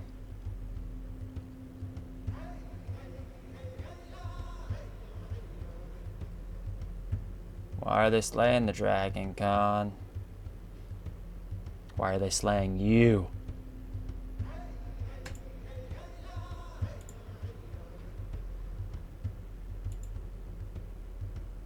For they have consulted together with one consent. Against thee do they make a covenant. The tents of Edom and the Ishmaelites, Moab and the Hagrites, Jabal and Ammon and Amalek, Philistia with the inhabitants of Tyre, Assyria also is joined with them. They have been in arms to the children of Lot. They hold crafty converse against thy people and take counsel against the treasured ones. They have said, come and let us cut them off from being a nation, that the name of Israel may be no more in remembrance.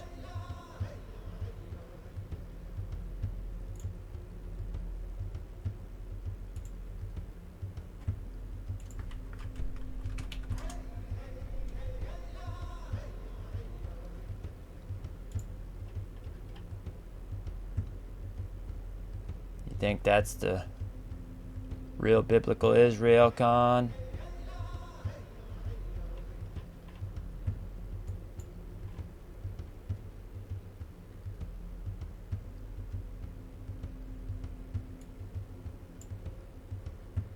War-torn.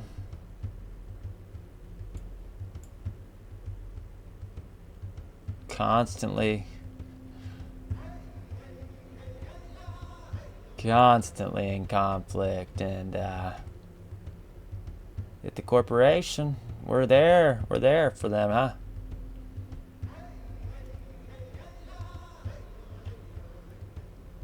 Something tells me that there was a swerve at some point, Khan. Have they changed the location of the true biblical Jerusalem and Israel?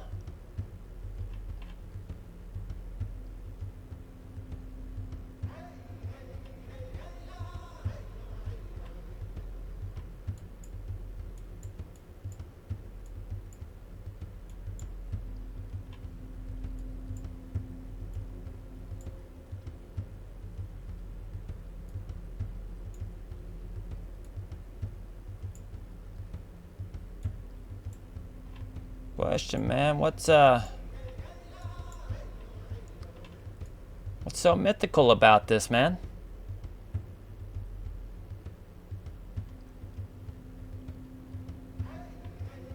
They call it the Bering Strait, but it used to be called the Anion Strait.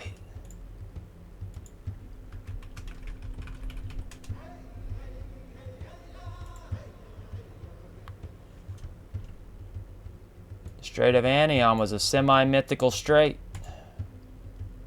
The Strait of Anion was a semi-mythical strait. The Strait of Anion was a semi-mythical strait. When you can tell me what the fuck that means, then, yeah, please tell me. Semi-mythical. What are you talking about, man? That's how you know you're onto something important. When you gotta pop off with some crazy shit like this, you know you're onto something. Why don't they want to talk about it, man? What's so mythical about this, man? What is so damn mythical about this?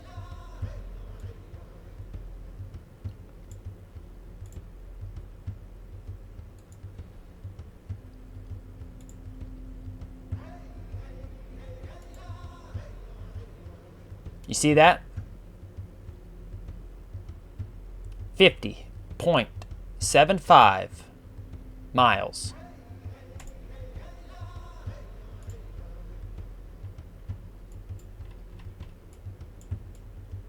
That is the distance between Alaska and nowadays Russia.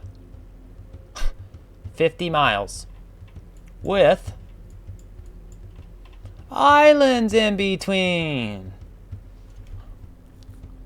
And so you mean to tell me that there was no way that our ancestors could have ever gone from here to here, chill out for a day or two, you know, shoot the shit, eat, rest up, and then your other 20 miles or so, 25 miles on in. Couldn't have done it, right? Not possible, right?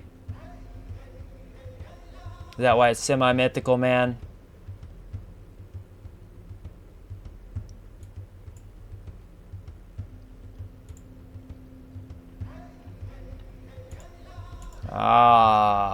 Is that why it's semi-mythical? Tartaria Oriental. It's straight to the Anion, and there you see right there, nowadays Alaska, Anion Regnum. The coat of arms, lion with the pall or the and then the castle.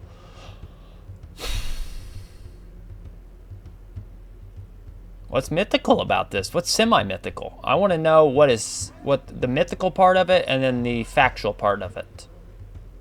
Just hit me with it. Providencia de Yazao. Parte de Japão or Iapao. Japan, man.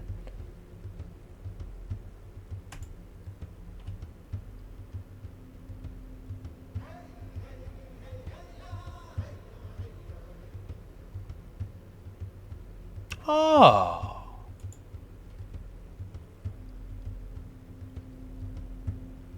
North America, Strait of Anion, and then New Albion and St. Martin. So there's gets a little wonky. It's like they really don't want to say undertaken by Francis Drake. So the Drake Passage, is that what we're talking?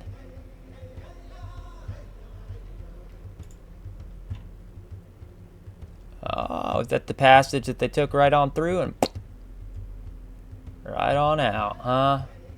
Right up here by Greenland, Newfoundland, Terra Labrador, right on through, pop.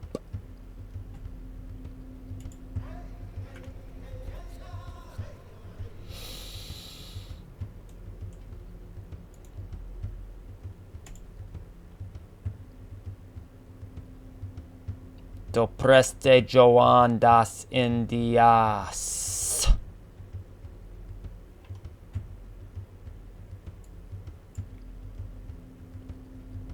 Templar cross right there, man. Templar cross. Pay attention to that flag right there that he's holding up behind the Prester. Here's the Prester. Holding the staff or the scepter. See the feathers? Notice the feathers, man? Yeah, take notice of the feathers.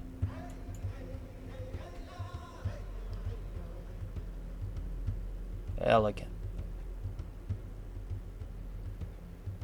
I think it's play.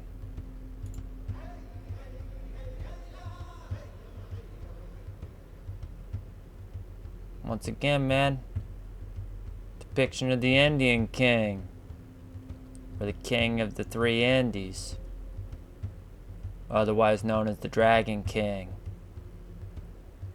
the Nagus Nagusti, the king of kings, the king of this world.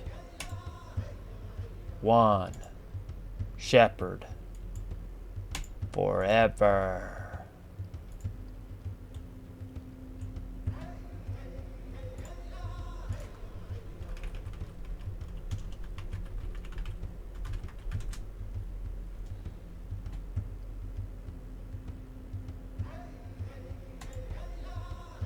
In 1221, Bishop Jacques de Vitry of Acre reported that King David of India, the grandson or son of Prester John, had conquered Persia and was marching on Baghdad. The king planned to rebuild and reconquer Jerusalem. However, the king who conquered Persia was actually Genghis Khan, a Mongol ruler.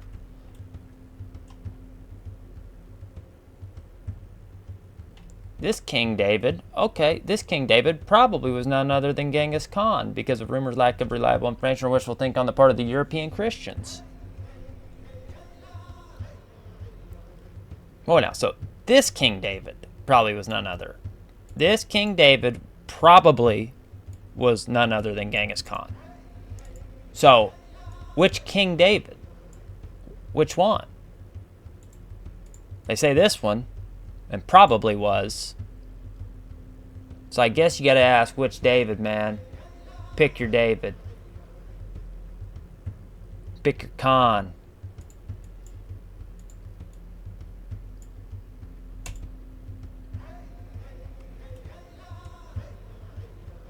So that is interesting to me, Khans, because you have talks of the three magi, depicting Prester John as the descendant of the three magi, ruling a kingdom full of riches, marvels, and strange creatures.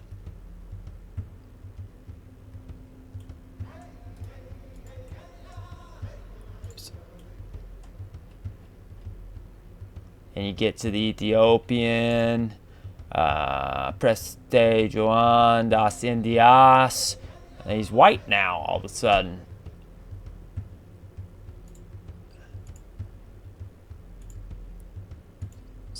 Here. And all of a sudden, the brother turns white. Like, why you gotta whitewash everything, man?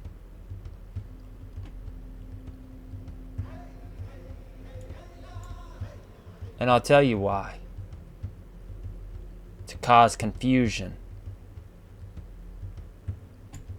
But we choose to see clearly.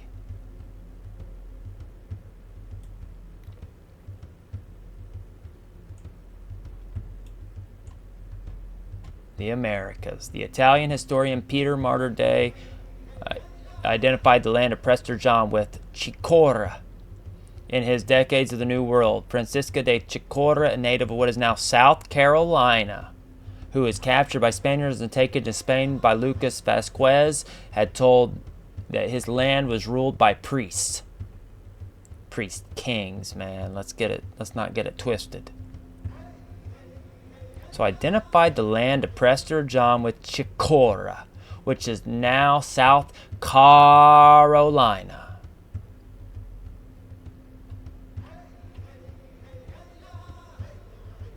Heraldry. Various attributed arms have been given to Prester John. That's the one I've seen the most of, Khans.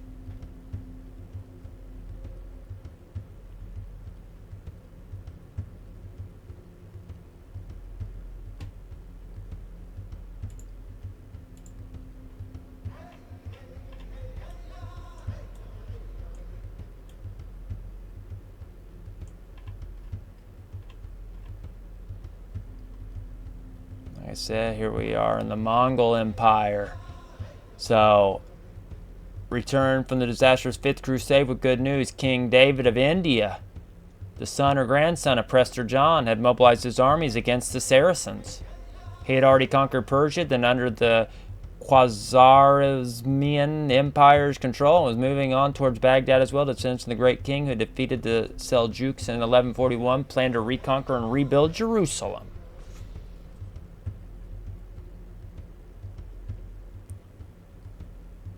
The Bishop of Acre was correct in thinking that a great king had conquered Persia. However, King David, as it turned out, was the Tengrist Mongol ruler Genghis Khan. Choose your David. Choose your Prester.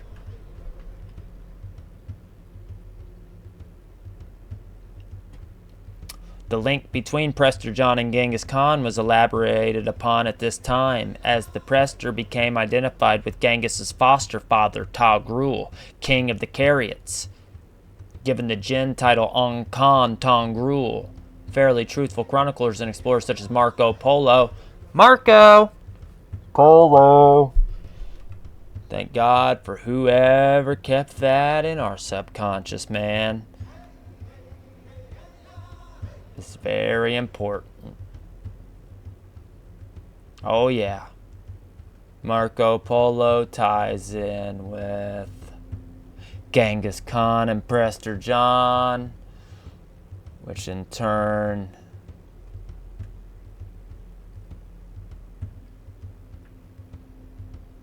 leads to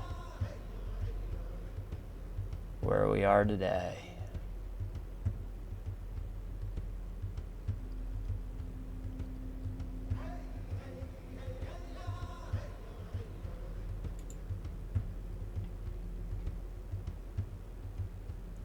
Oh, now, here we go. Okay, so the Karyots. Also, Karyid, Mongolian, Chinese, were one of the 5 dominant Mongol or Turkic tribal confederations. Khanates. So, confederations are Khanates in the Altai-Saiyan region during the 12th century. They had converted to the Church of the East, Nestorianism. What's a Nestorian, Khan? A king renowned for wise counsel. A ruler with wise counsel, Khan. That's what a Nestorian is. In the early 11th century, and are one of the possible sources of the European Prester John legend.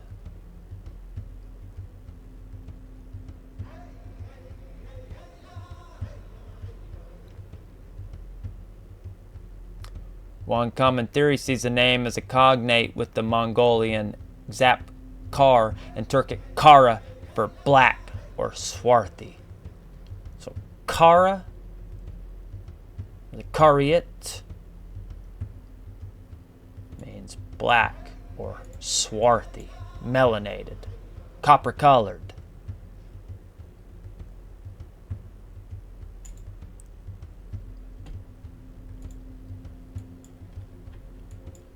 You know of any Karas? You know of any Karas, Khan?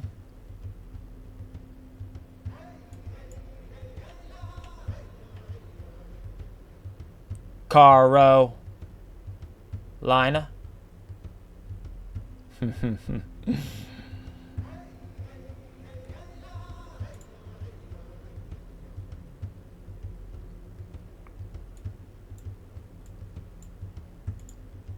K-A-R-A, K-E-R-A, K-E-I-R-A. It could go on forever, Khan. One letter rule change. The Kara is the Caro.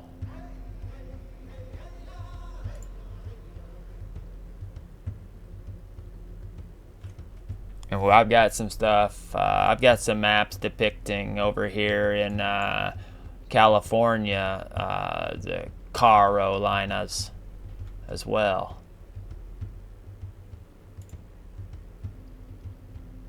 So Kara means black or swarthy. Status subjects to the Lao dynasty, the Karakatai, and the Gingasids. Sounds like Genghis. Cariots. Cariots. Coat of arms. Cross. Or.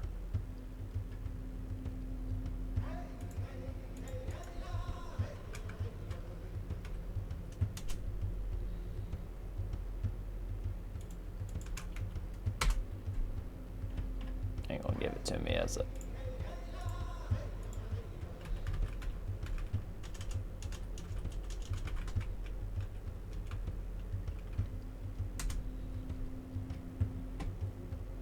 Alright, they're gonna say that it's top.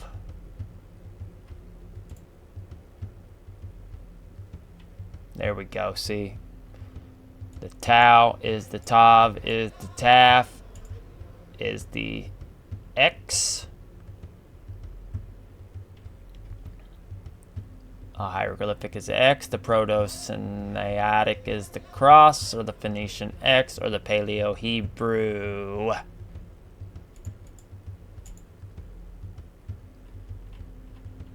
We'll dig up my good list. It's got the little Paleo-Picto-Hebrew cheat sheet like this, but much better. The tau, the X marks the spot. Two cross sticks coming together, two parallel lines two intersecting lines at the intersection point. Mark, sign, covenant. It's missing covenant. So the cross or the X is the sign or the mark of the promise, man, of the code. The code. It always comes back to keeping the code.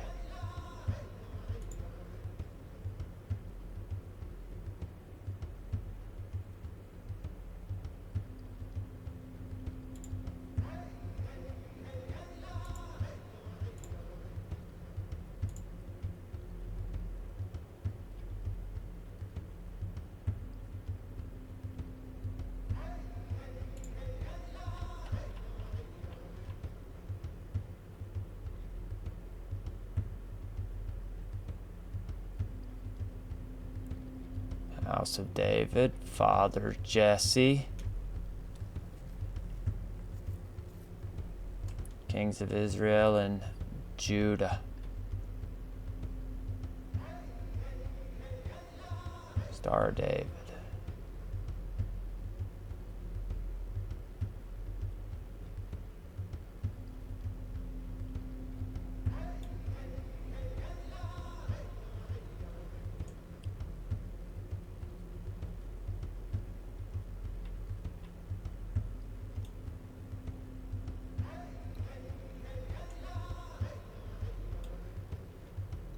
One shepherd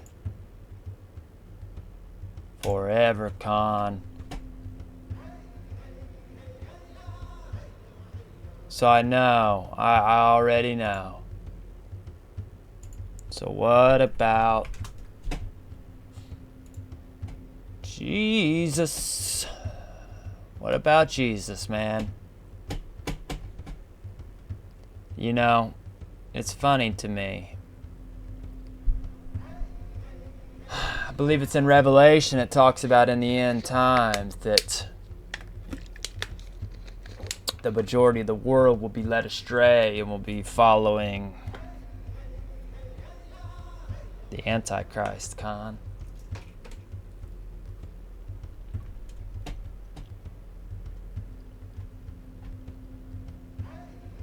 Trying to hijack the fact, trying to say he's from the Davidic line.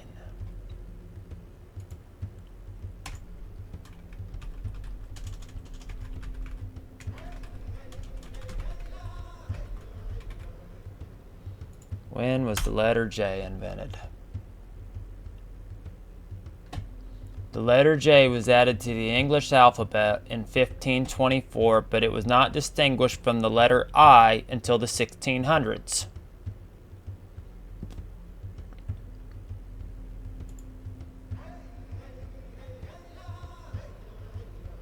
How do you have this in the 6th to the 4th century BC to AD 30 or 33?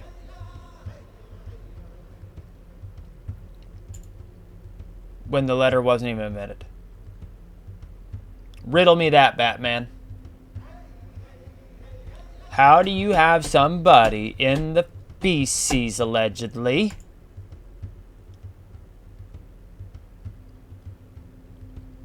when the letter J doesn't exist?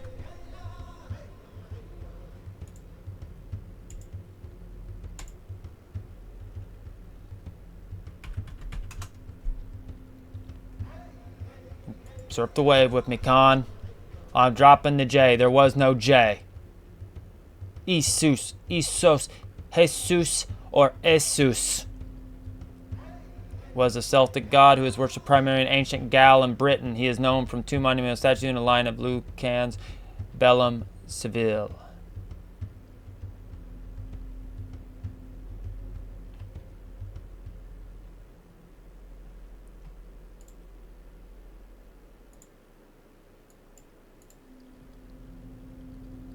All right, back to it. So, I just want to simply ask Google, man. You know what I mean? So, what was Jesus's real name? Let's get to it. Okay, Jesus's real name was Yeshua, which is a Hebrew name that translates to Joshua in English. I've got a crazy question then, man. If Jesus' real name was Yeshua, and Yeshua is Hebrew, it translates to Joshua, why the fuck are we not calling him Joshua then, man? Make it make sense, please. How can his name be Jesus if the letter J is a recent invention? And so then you swerve, and you say, no, not Jesus, no. It translates as Yeshua. It was Joshua. If that's the case, we just fucking call him Joshua. It would be real simple, man. Excuse my language, but it's insulting to my intelligence. Insulting. So I guess you gotta pick your Joshua, if that's the case then. They're just gonna throw it out there as whatever at this point.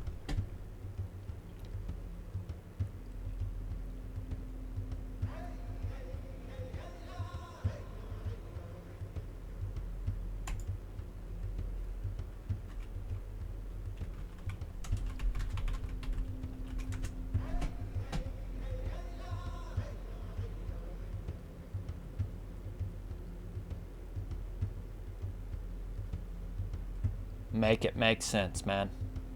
And I told you we were going to ruffle some feathers. I'm sorry. It had to be done. Jesus. Jesus.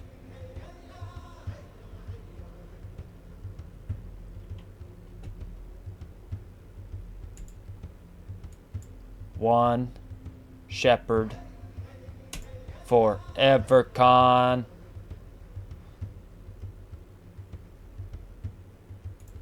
Not him. Not him. I've never heard somebody argue over whether King David was real, man. Never. Never. They know. They can't deny King Dawi, man. They can't deny him. All they can try to do is replace him.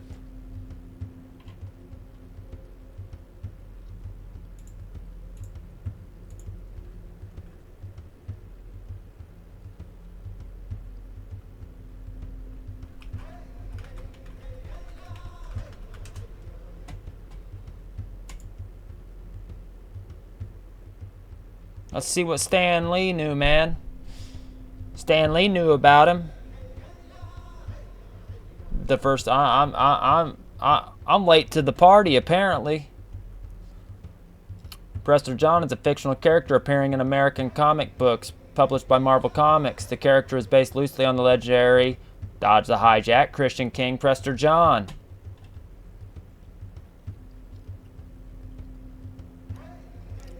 He was an ally of King Richard the Lionheart and served in his court. He is the possessor of the evil eye, a mystic object of power bestowed upon him in an extra-dimensional land of Avalon in which can project vast amounts of energy.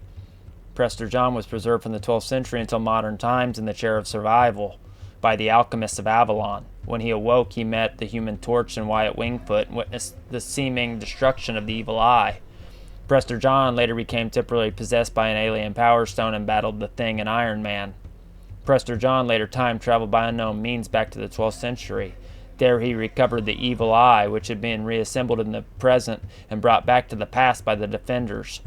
He then remained in the 12th century. It was later revealed that he was thrown back to the 12th century by Kang. There he battled the time-traveling Thor. Kang?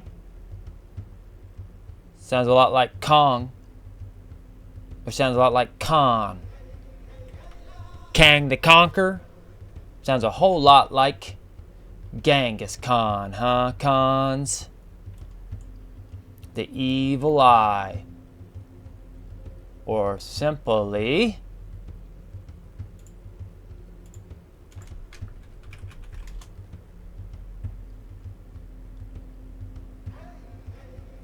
the one with the deadly glance, or the one with the paralyzing sight.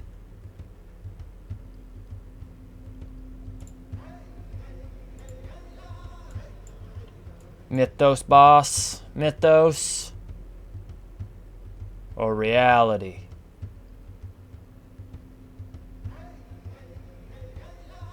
It's up to you to choose.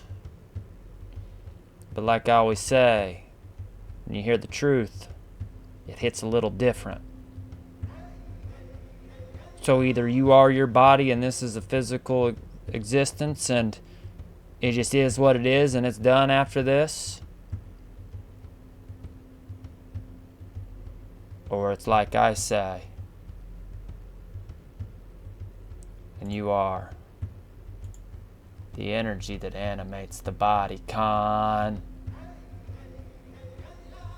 Energy, frequency, and vibration. So now it's time to wake up. Time to get back in code. It's time to choose up.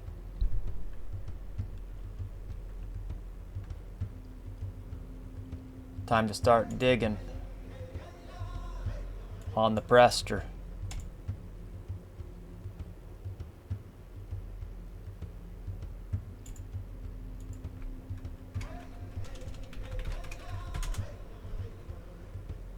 As we're searching for King David, man.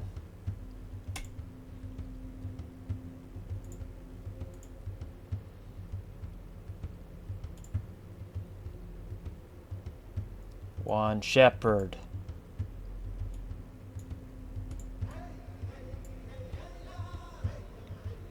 My servant David, he will feed them and be a shepherd to them. All right, here we go.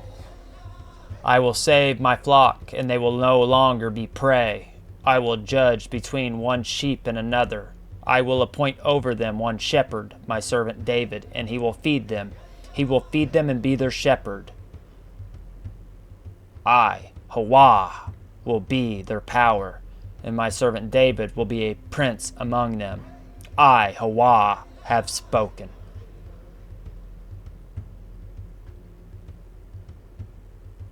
Where's our Jesus, Joshua, Jesus character, man?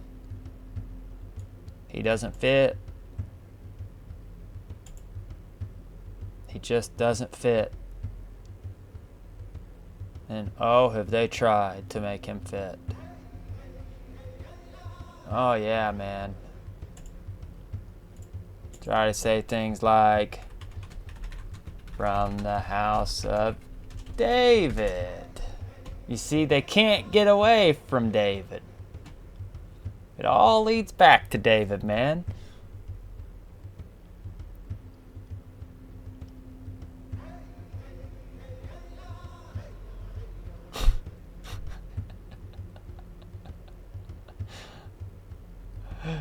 As Joseph was Jesus' legal guardian / parent, Jesus is a legal descendant of David.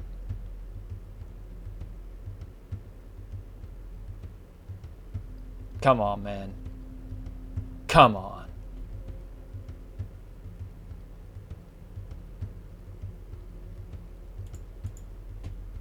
Don't be so naive.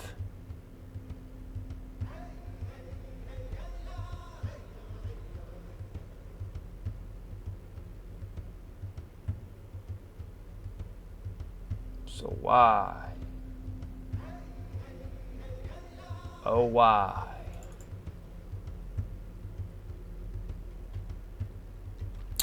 Do they try to hide the truth, man? All these old maps. Pre-hijack. Jerusalem. Dead center of the world. Every time.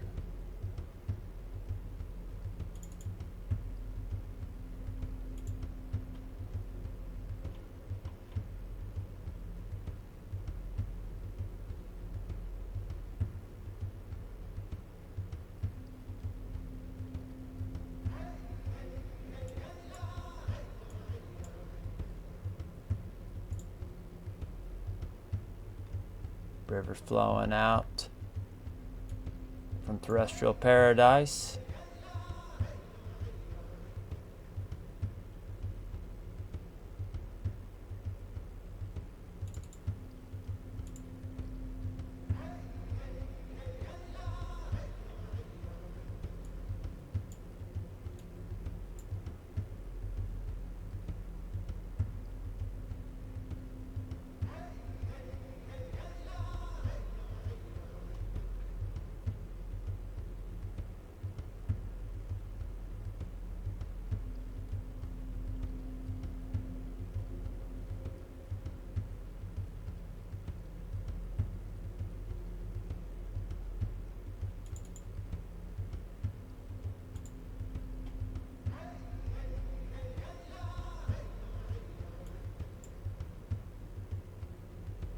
Is that the Prester man?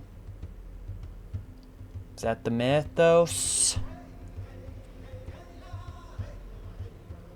Theodoricus Septimus? It's a title, Con. It's a title, not a name. Is this the Prester? We're looking at the Prester man? Or is he just a myth?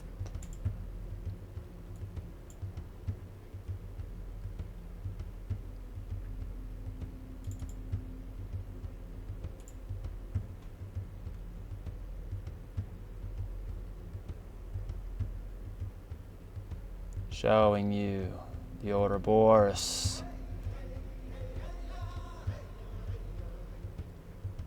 With the Prester dead center. Showing perfect balance and harmony between the forces.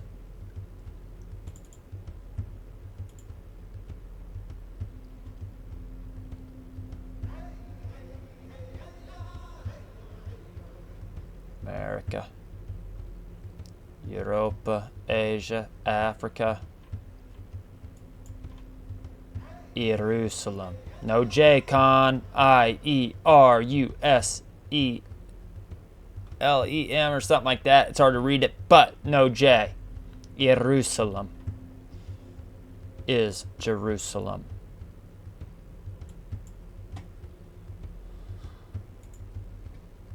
Let's take a look.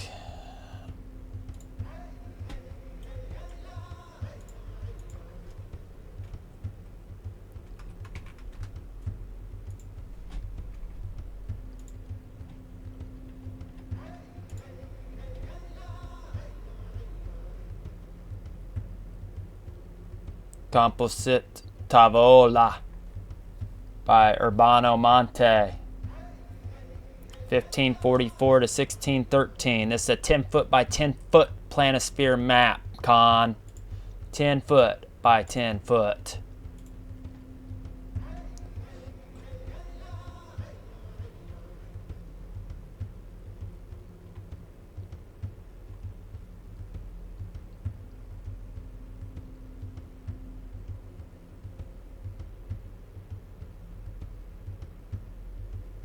Think it's play?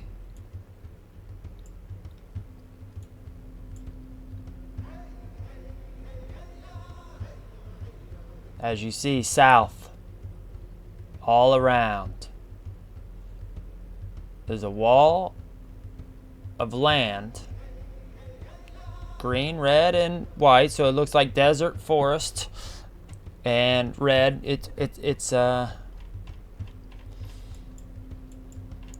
seems to be warm with much wildlife. And when I say wildlife, I mean real wild. I'm talking high strangeness, Con. High strangeness all over. High strangeness.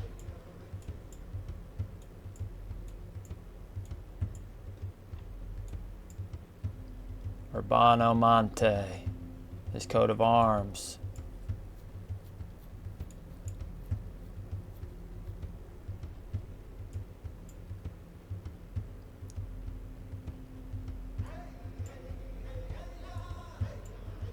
So let's take a look at something here.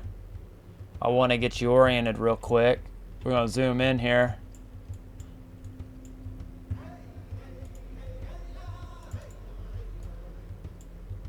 La Florida. That's how I always orient myself. Florida.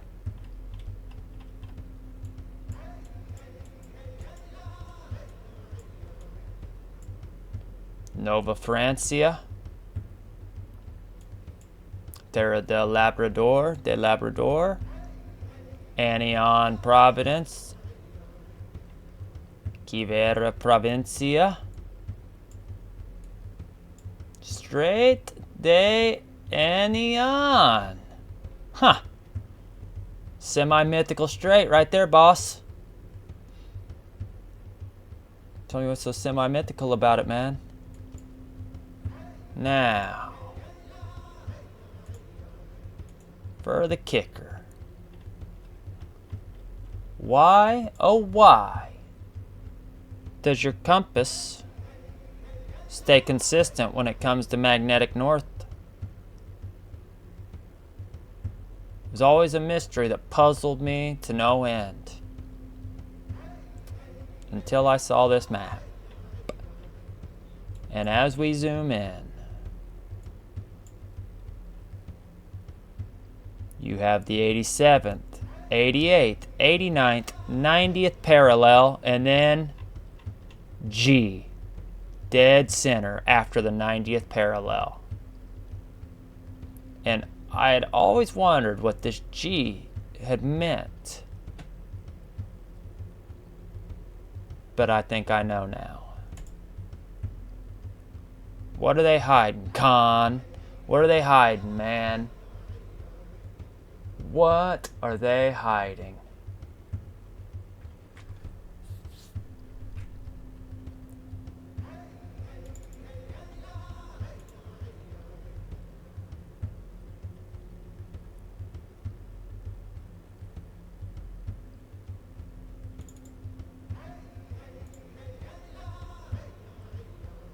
Surely, to God, they wouldn't hide more land.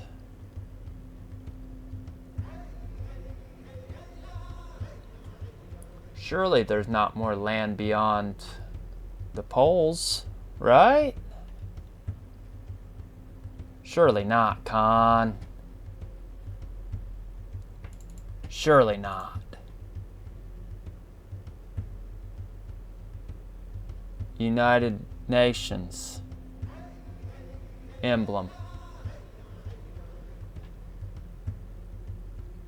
Take a look at the orientation. Florida's right there. South America, North America. You see how it's oriented there. I'm gonna pull up some more here.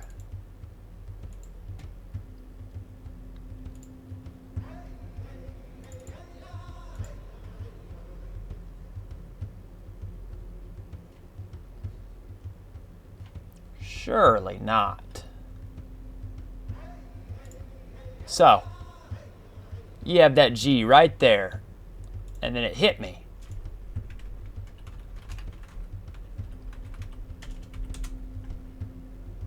Freemason symbol.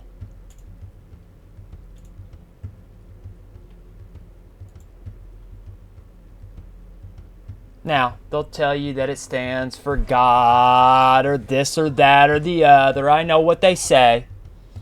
I don't think most of them today know what it truly means. I believe that G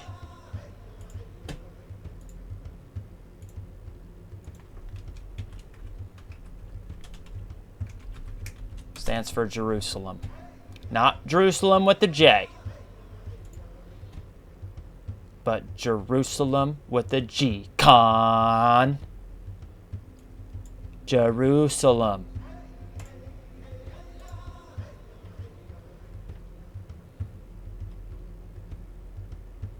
Jerusalem.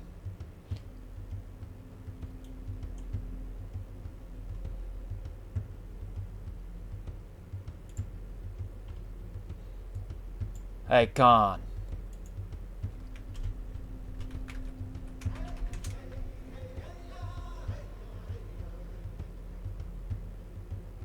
Is this Jerusalem?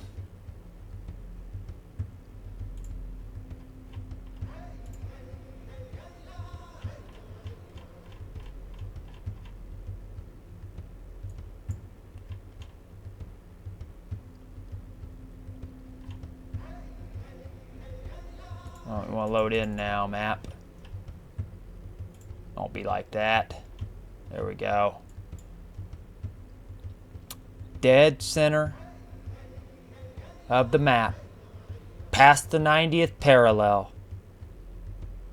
dead center of the world,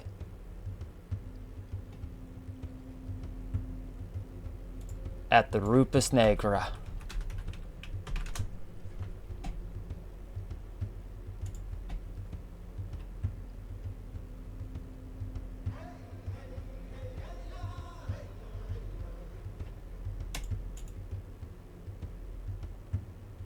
It's odd. In 1620, they showed the Rupus Negra, or the Black Rock. You know, you got the company Black Rock. Wants to be the center of everybody's world, but truth being, truth is usually stranger than fiction, Con.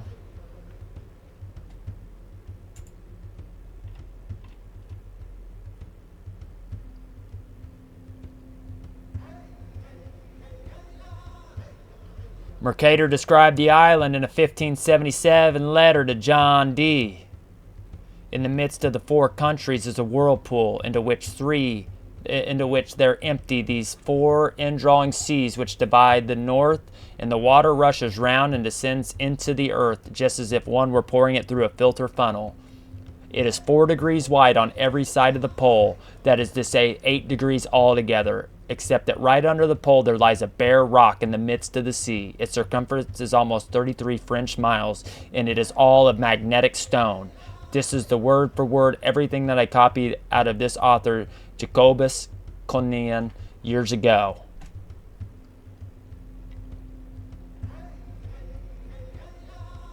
So, Con, I ask you,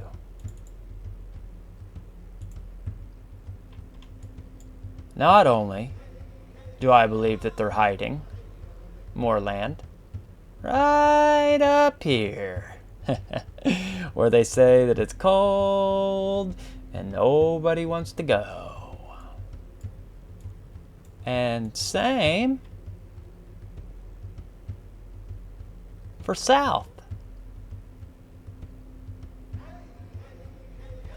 All these old maps depict all this land south. Terra del Fuego or Fuego or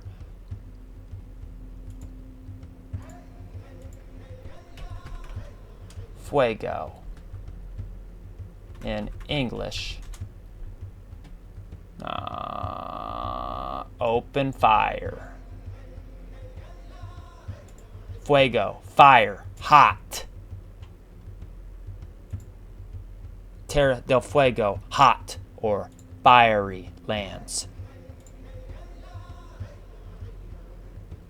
So Khan, I ask this. Why is it that around 15 to 1600, all the maps depict more land at the poles, Antarctica not under ice, Greenland being green, and Iceland being ice? When now hot lands or fiery lands is now freezing and under ice. Greenland is now ice, and Iceland is now green. It's almost like a flip or a switch occurred in our recent past.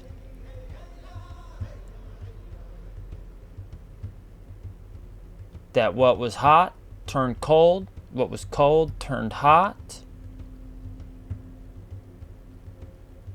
And like I said, I almost feel as if we live in this mirror flipped world where up is down and down is up, and I truly do believe that to be the case. So here's the UN logo. And again, peep the orientation. So I stumbled across something the other day, Cons. So you remember the whole pandemic? You had the World Health Organization leading the charge with this.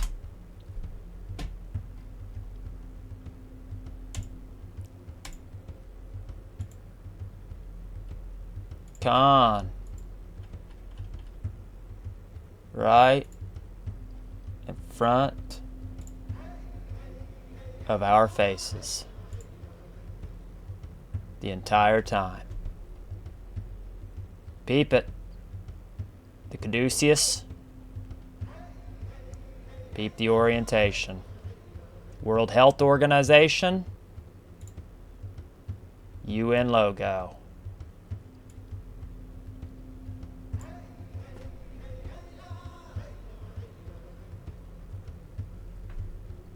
Oops. Con. Have they flipped our map, man? Have they flipped our map, man? Is your whole world flipped upside down? In a state of confusion? It's time to see clearly, Cons. Crafty counsel they take against us. The chosen ones, Con. The dragons. The ones who see clearly, and the ones with the deadly glance. The one with the paralyzing sight. The one with the evil eye, Con.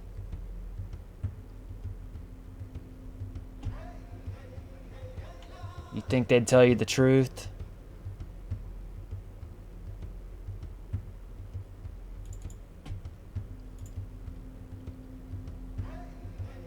You think they'd tell you the truth about what the world was really like? Here is a depiction of Vienna in 1529, Con. Not what they told us, I'll tell you that.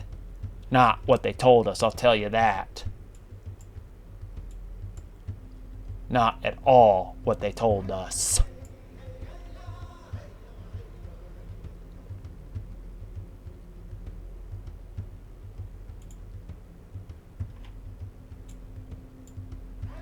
What happened, man?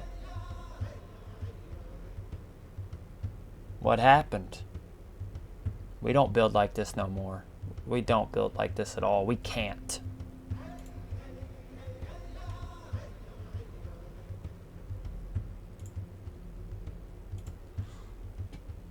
can't.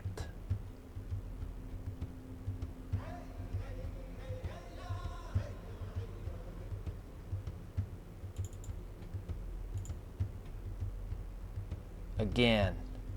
Straight day. Anion. Anion. Regnum. Quivera. Terra. Australis. Nova Guinea. Again, depicting land, south.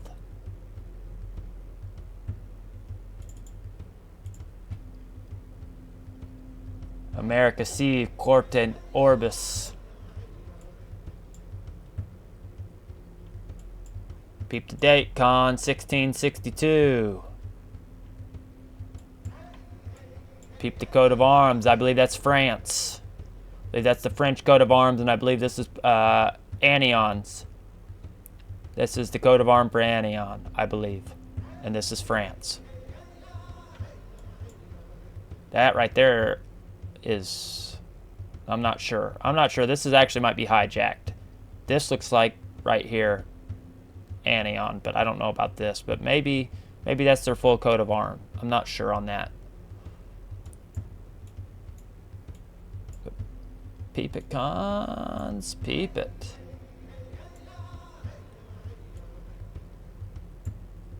Terra de Patagones. Gigantum Regio. Giants. Tierra de Magellanes. Again. More land depicted south. Again. High strangeness everywhere. You think that they were making these maps and just drawing bullshit? Think they're just making it up, Con?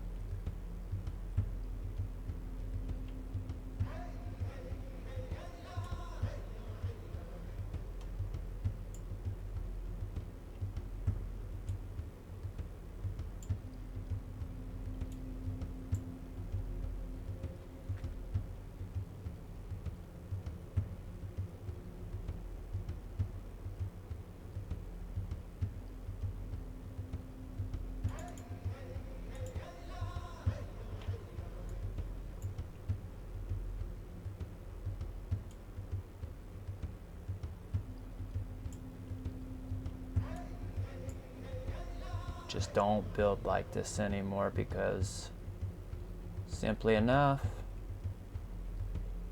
not capable, man.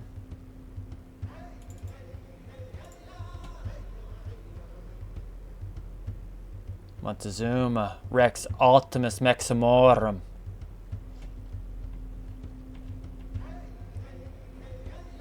Templar Cross. Feathers. Jewels. This comes out of the Library of Congress, this portrait does. And right back there in the background, man. Looks an awful lot like the state capitol buildings. Surely not, though, right? I mean, surely this isn't what they came to, right? Surely when they came in, brought the treaties and colonized and slaughtered and tortured and enslaved the aboriginals, that they didn't come across high-tech, high society, did they? Surely they wouldn't have. Surely not. Mythos.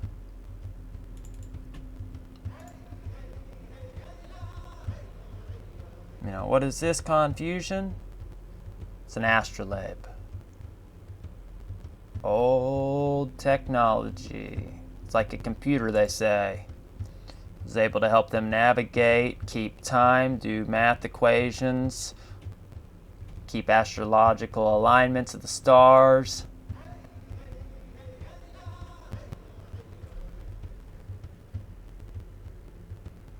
You name it.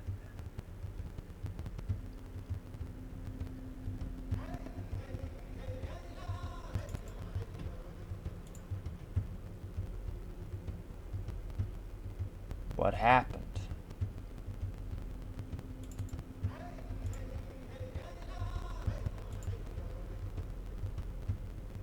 Phoenicia.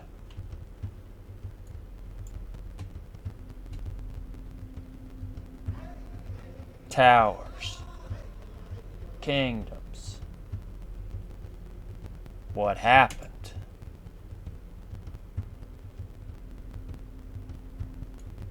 Indius. Land of the Mayas. Atlantis. Egypt. Europe. Xanadu. Shangri-La. The Northlands. Valhalla. Camelot. Passage to the underworld and the Great Vortex. Showing the Great Vortex over here. And speaking of the Great Vortex, what did our ancestors know that we don't?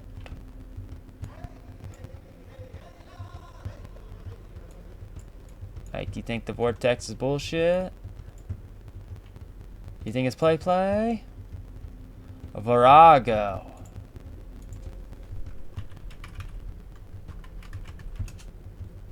The word virago has multiple meanings, including a deep chasm or abyss in the ground, which means to devour. Abyss, whirlpool, ravenous. Abyss, abyss. You know, doesn't it talk about chaining these fallen angels in the abyss till the end days?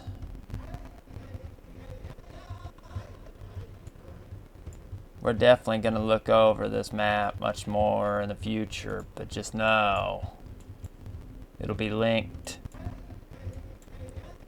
and you should definitely take a look.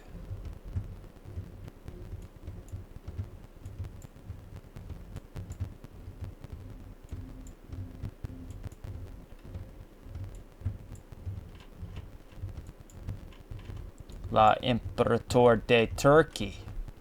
So there's the Emperor of Turkey.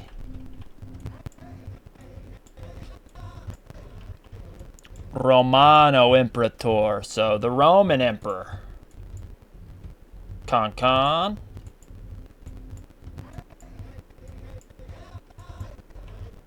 Oh, now. Hold the phone. Who do we have here? Il Gran Prete John, Re della Grande Ethiopia.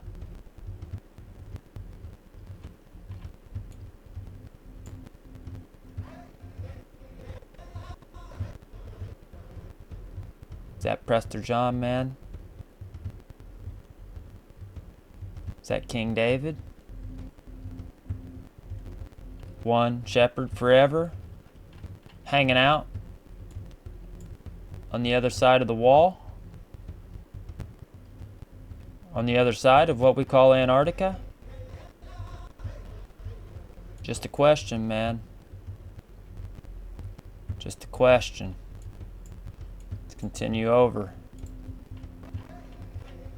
De Christian Somo Pontis Optimo Maximo.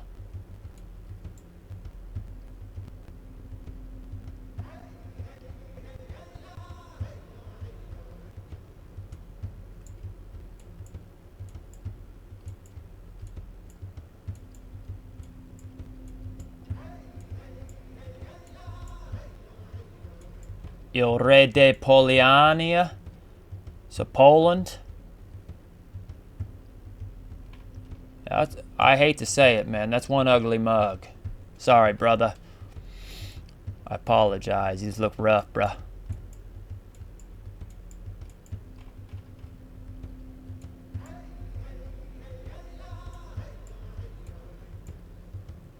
Il Re de Portugallo. Portugal.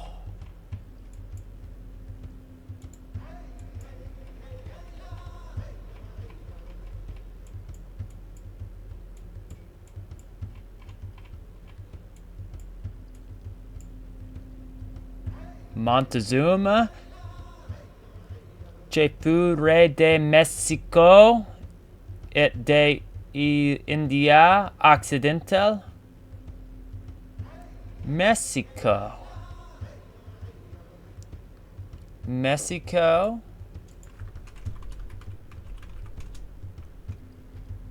is Mexico.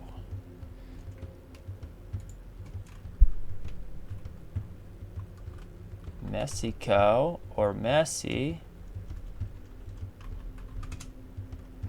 is the Moshe. Oh. Moshe is Moses. Whoa now. So you mean to tell me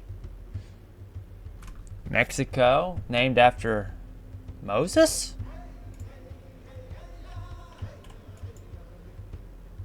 Brother Montezuma, man.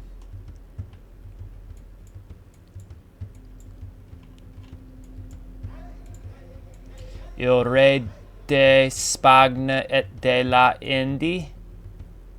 So see, you had India over there, you got India over here. India everywhere. Khan. Wasn't just one single place. Back to the Emperor of Turkey.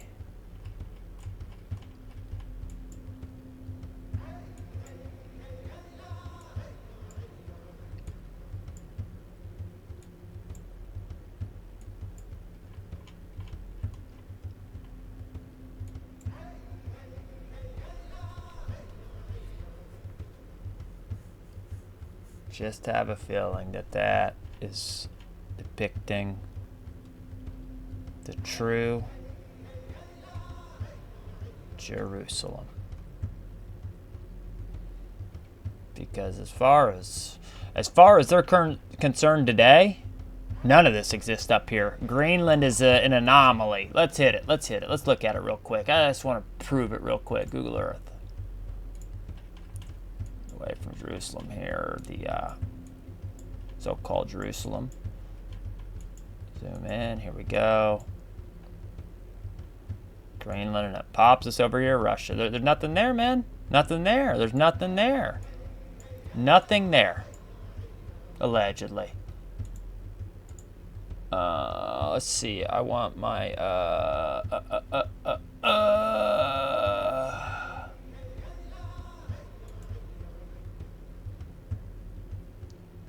view grid lines.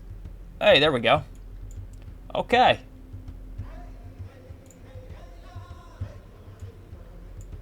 So, here we are.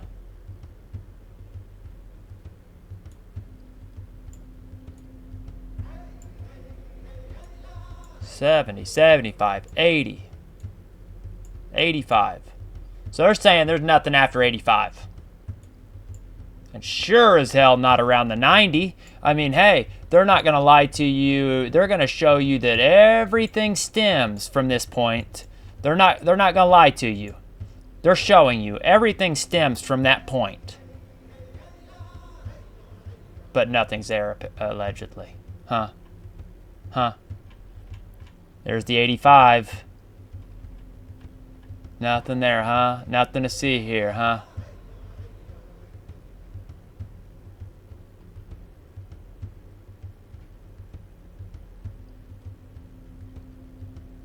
Nothing to see here, boss.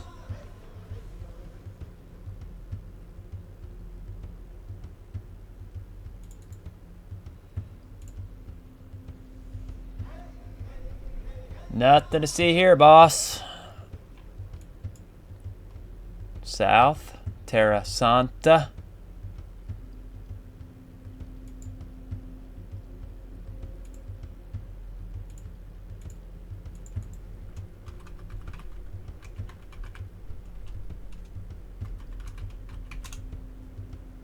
Terra Santa is a Latin phrase that translates to holy land or holy ground. Dodge the hijack. It refers to the land where Jesus lived, which is generally considered to be Israel and Palestine. The term is also used to describe the holy premises of the Pontiac Shrine.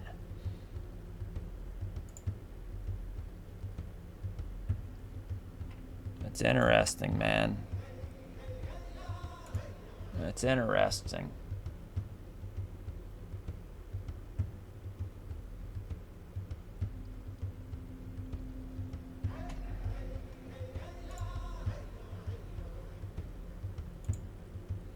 Let's delete a few of these real quick. Here we go. Terra Santa. Phoenicia.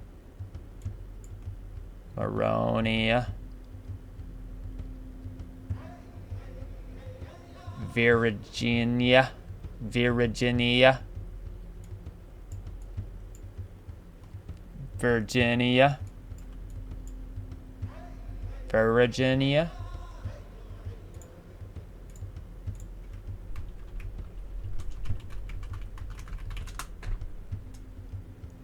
Virgin, pure. Virginia meaning virgin or pure land. Promised land, Con. Are you in the true promised land? The true old world? I know they tell you it's the new world, but we got to go with the opposite.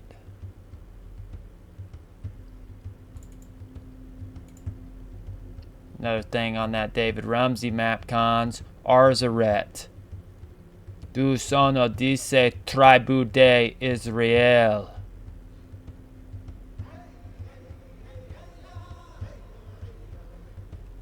Arzaret, right here, next to the Strait of Anion Regnum.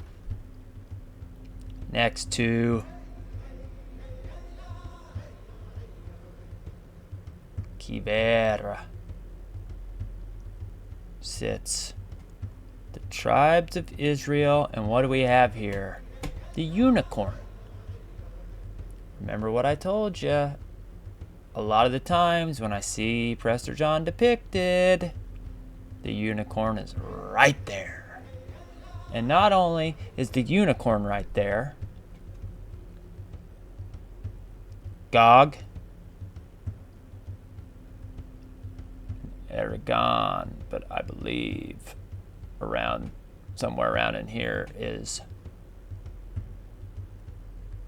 Magog. Gog and Magog, close to each other.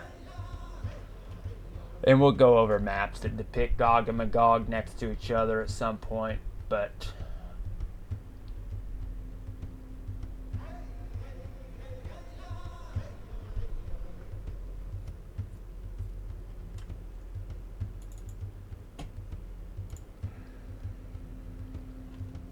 Con, India Superior, La Florida, Tierra del Fuego,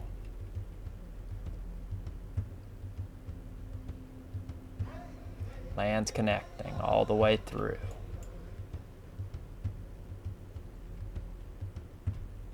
So I think it's a lot more connected and a lot more land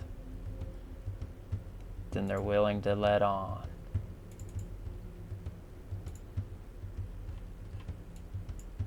Back in the day, they didn't hide it, Cons.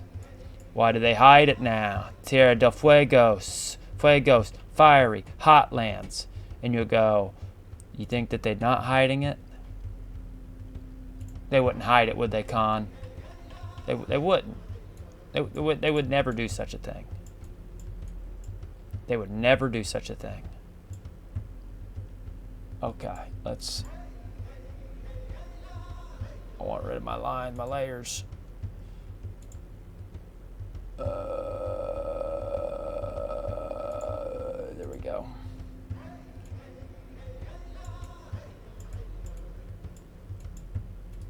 How do I get this thing to turn? There we go. Yeah, they wouldn't lie or hide nothing, would they, Cons? Here's Antarctica. Where's Terra del Fuego? Where's the hot lands, man? Oh. Terra del Fuego province.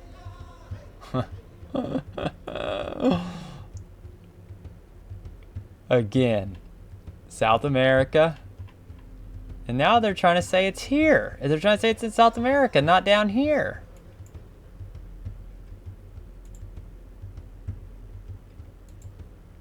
Surely they wouldn't lie to us, right? Surely they wouldn't do a little flippy floppy and throw it up there, would they?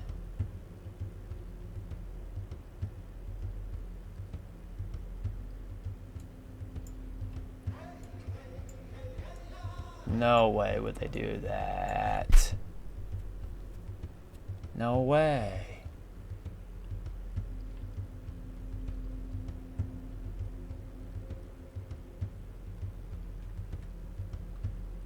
Alright, cons.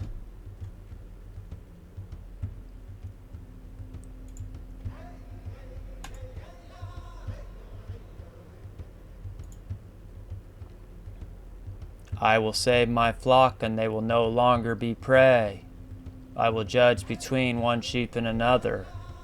I will appoint over them one shepherd, my servant David, and he will feed them. He will feed them and be their shepherd. I, the Lord, will be their God, and my servant David will be a prince among them. I, the Lord God, have spoken.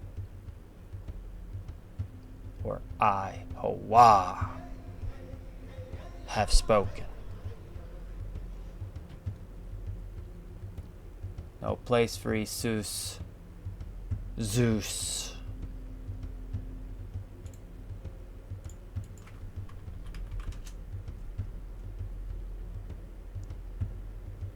Zeus, supreme god of the ancient Greeks and master of the others.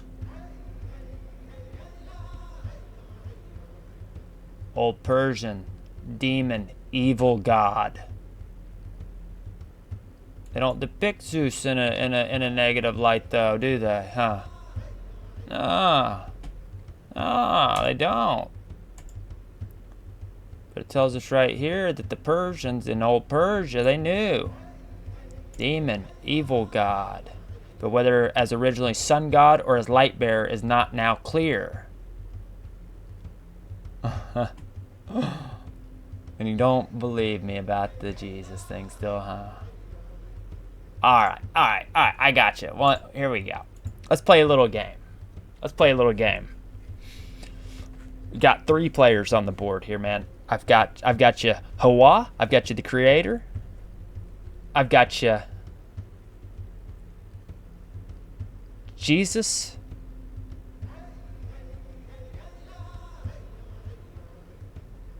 Okay, how about this? I've got God, I've got the devil, and I've got Jesus.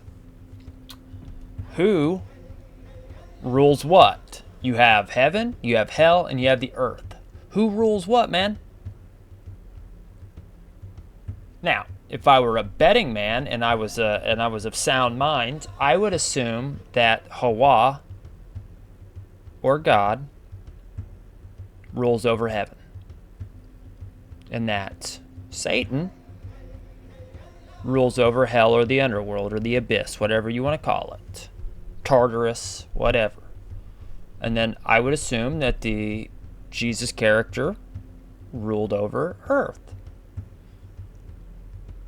Seems logical to me, at the very least. Who holds the keys to hell?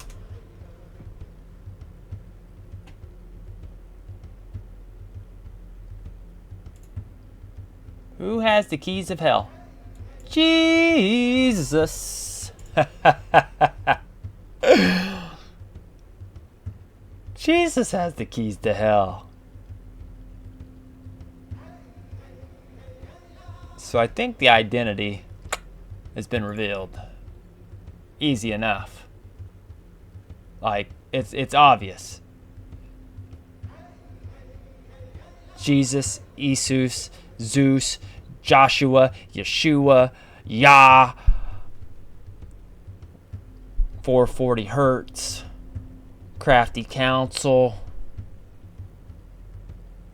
holds the keys to hell. Not Satan. Or one and the same. Cons. One and the same. For why would he have to say?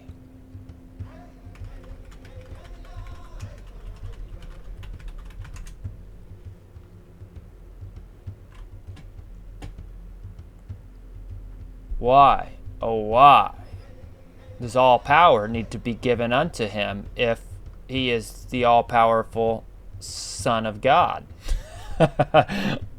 Why would he need it? Why would it need to be given to him? Seems to me you'd already have it.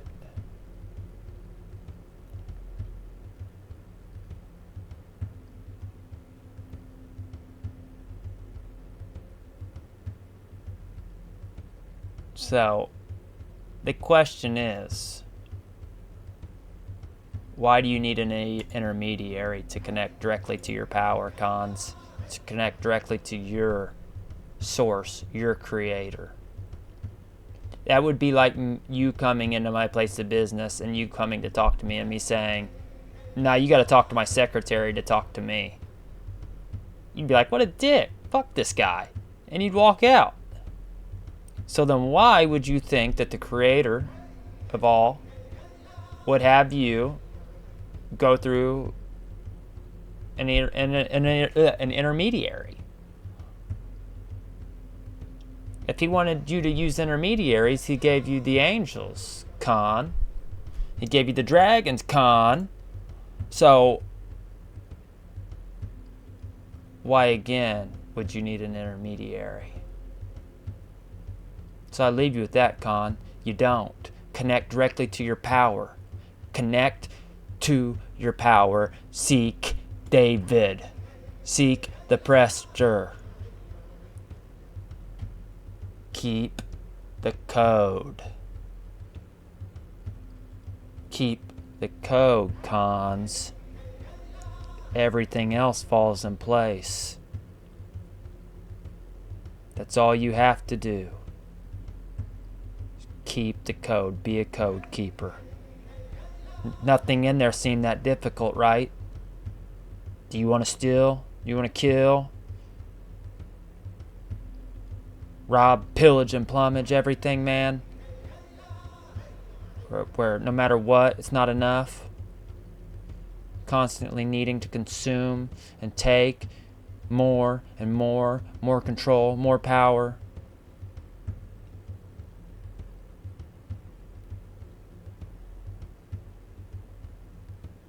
Or do we choose right? Do we choose up?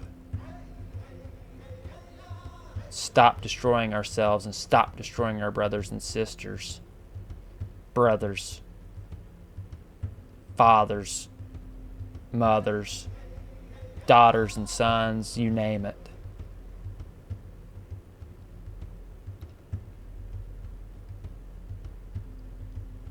Magic occurs when you connect to your power and seek David.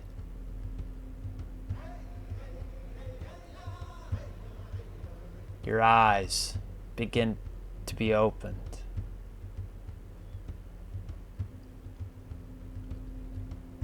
Once again, begin to remember who and what you are. And the game that we call life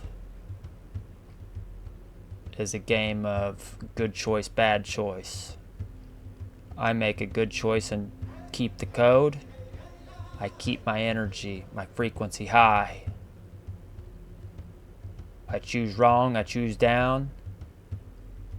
I'm cursing myself with bad karma. And I will, and you will, reap what you sow. No way around it, Cons. So you can be in denial of this, or you can take charge and take control. And stop putting power in other people's hands and other beings and entities' hands and connect directly to the Most High. Ho-wah! The spirit, the breath of life, the energy that animates us all. Make a choice, Con. Make your choice. Choose your Joshua. Choose your David. Make sure you choose your Prester. Most importantly, choose up. Choose right.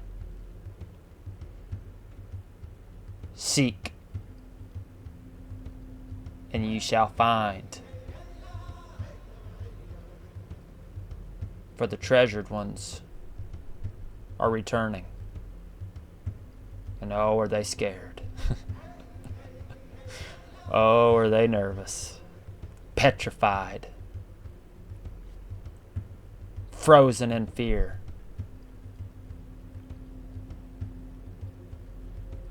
As they should be.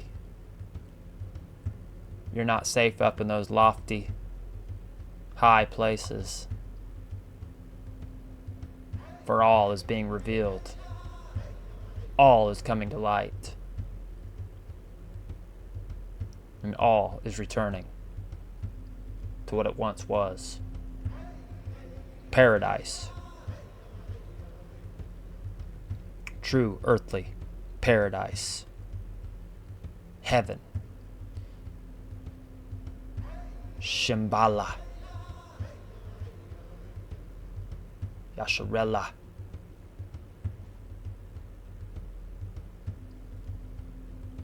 The seed of David returns.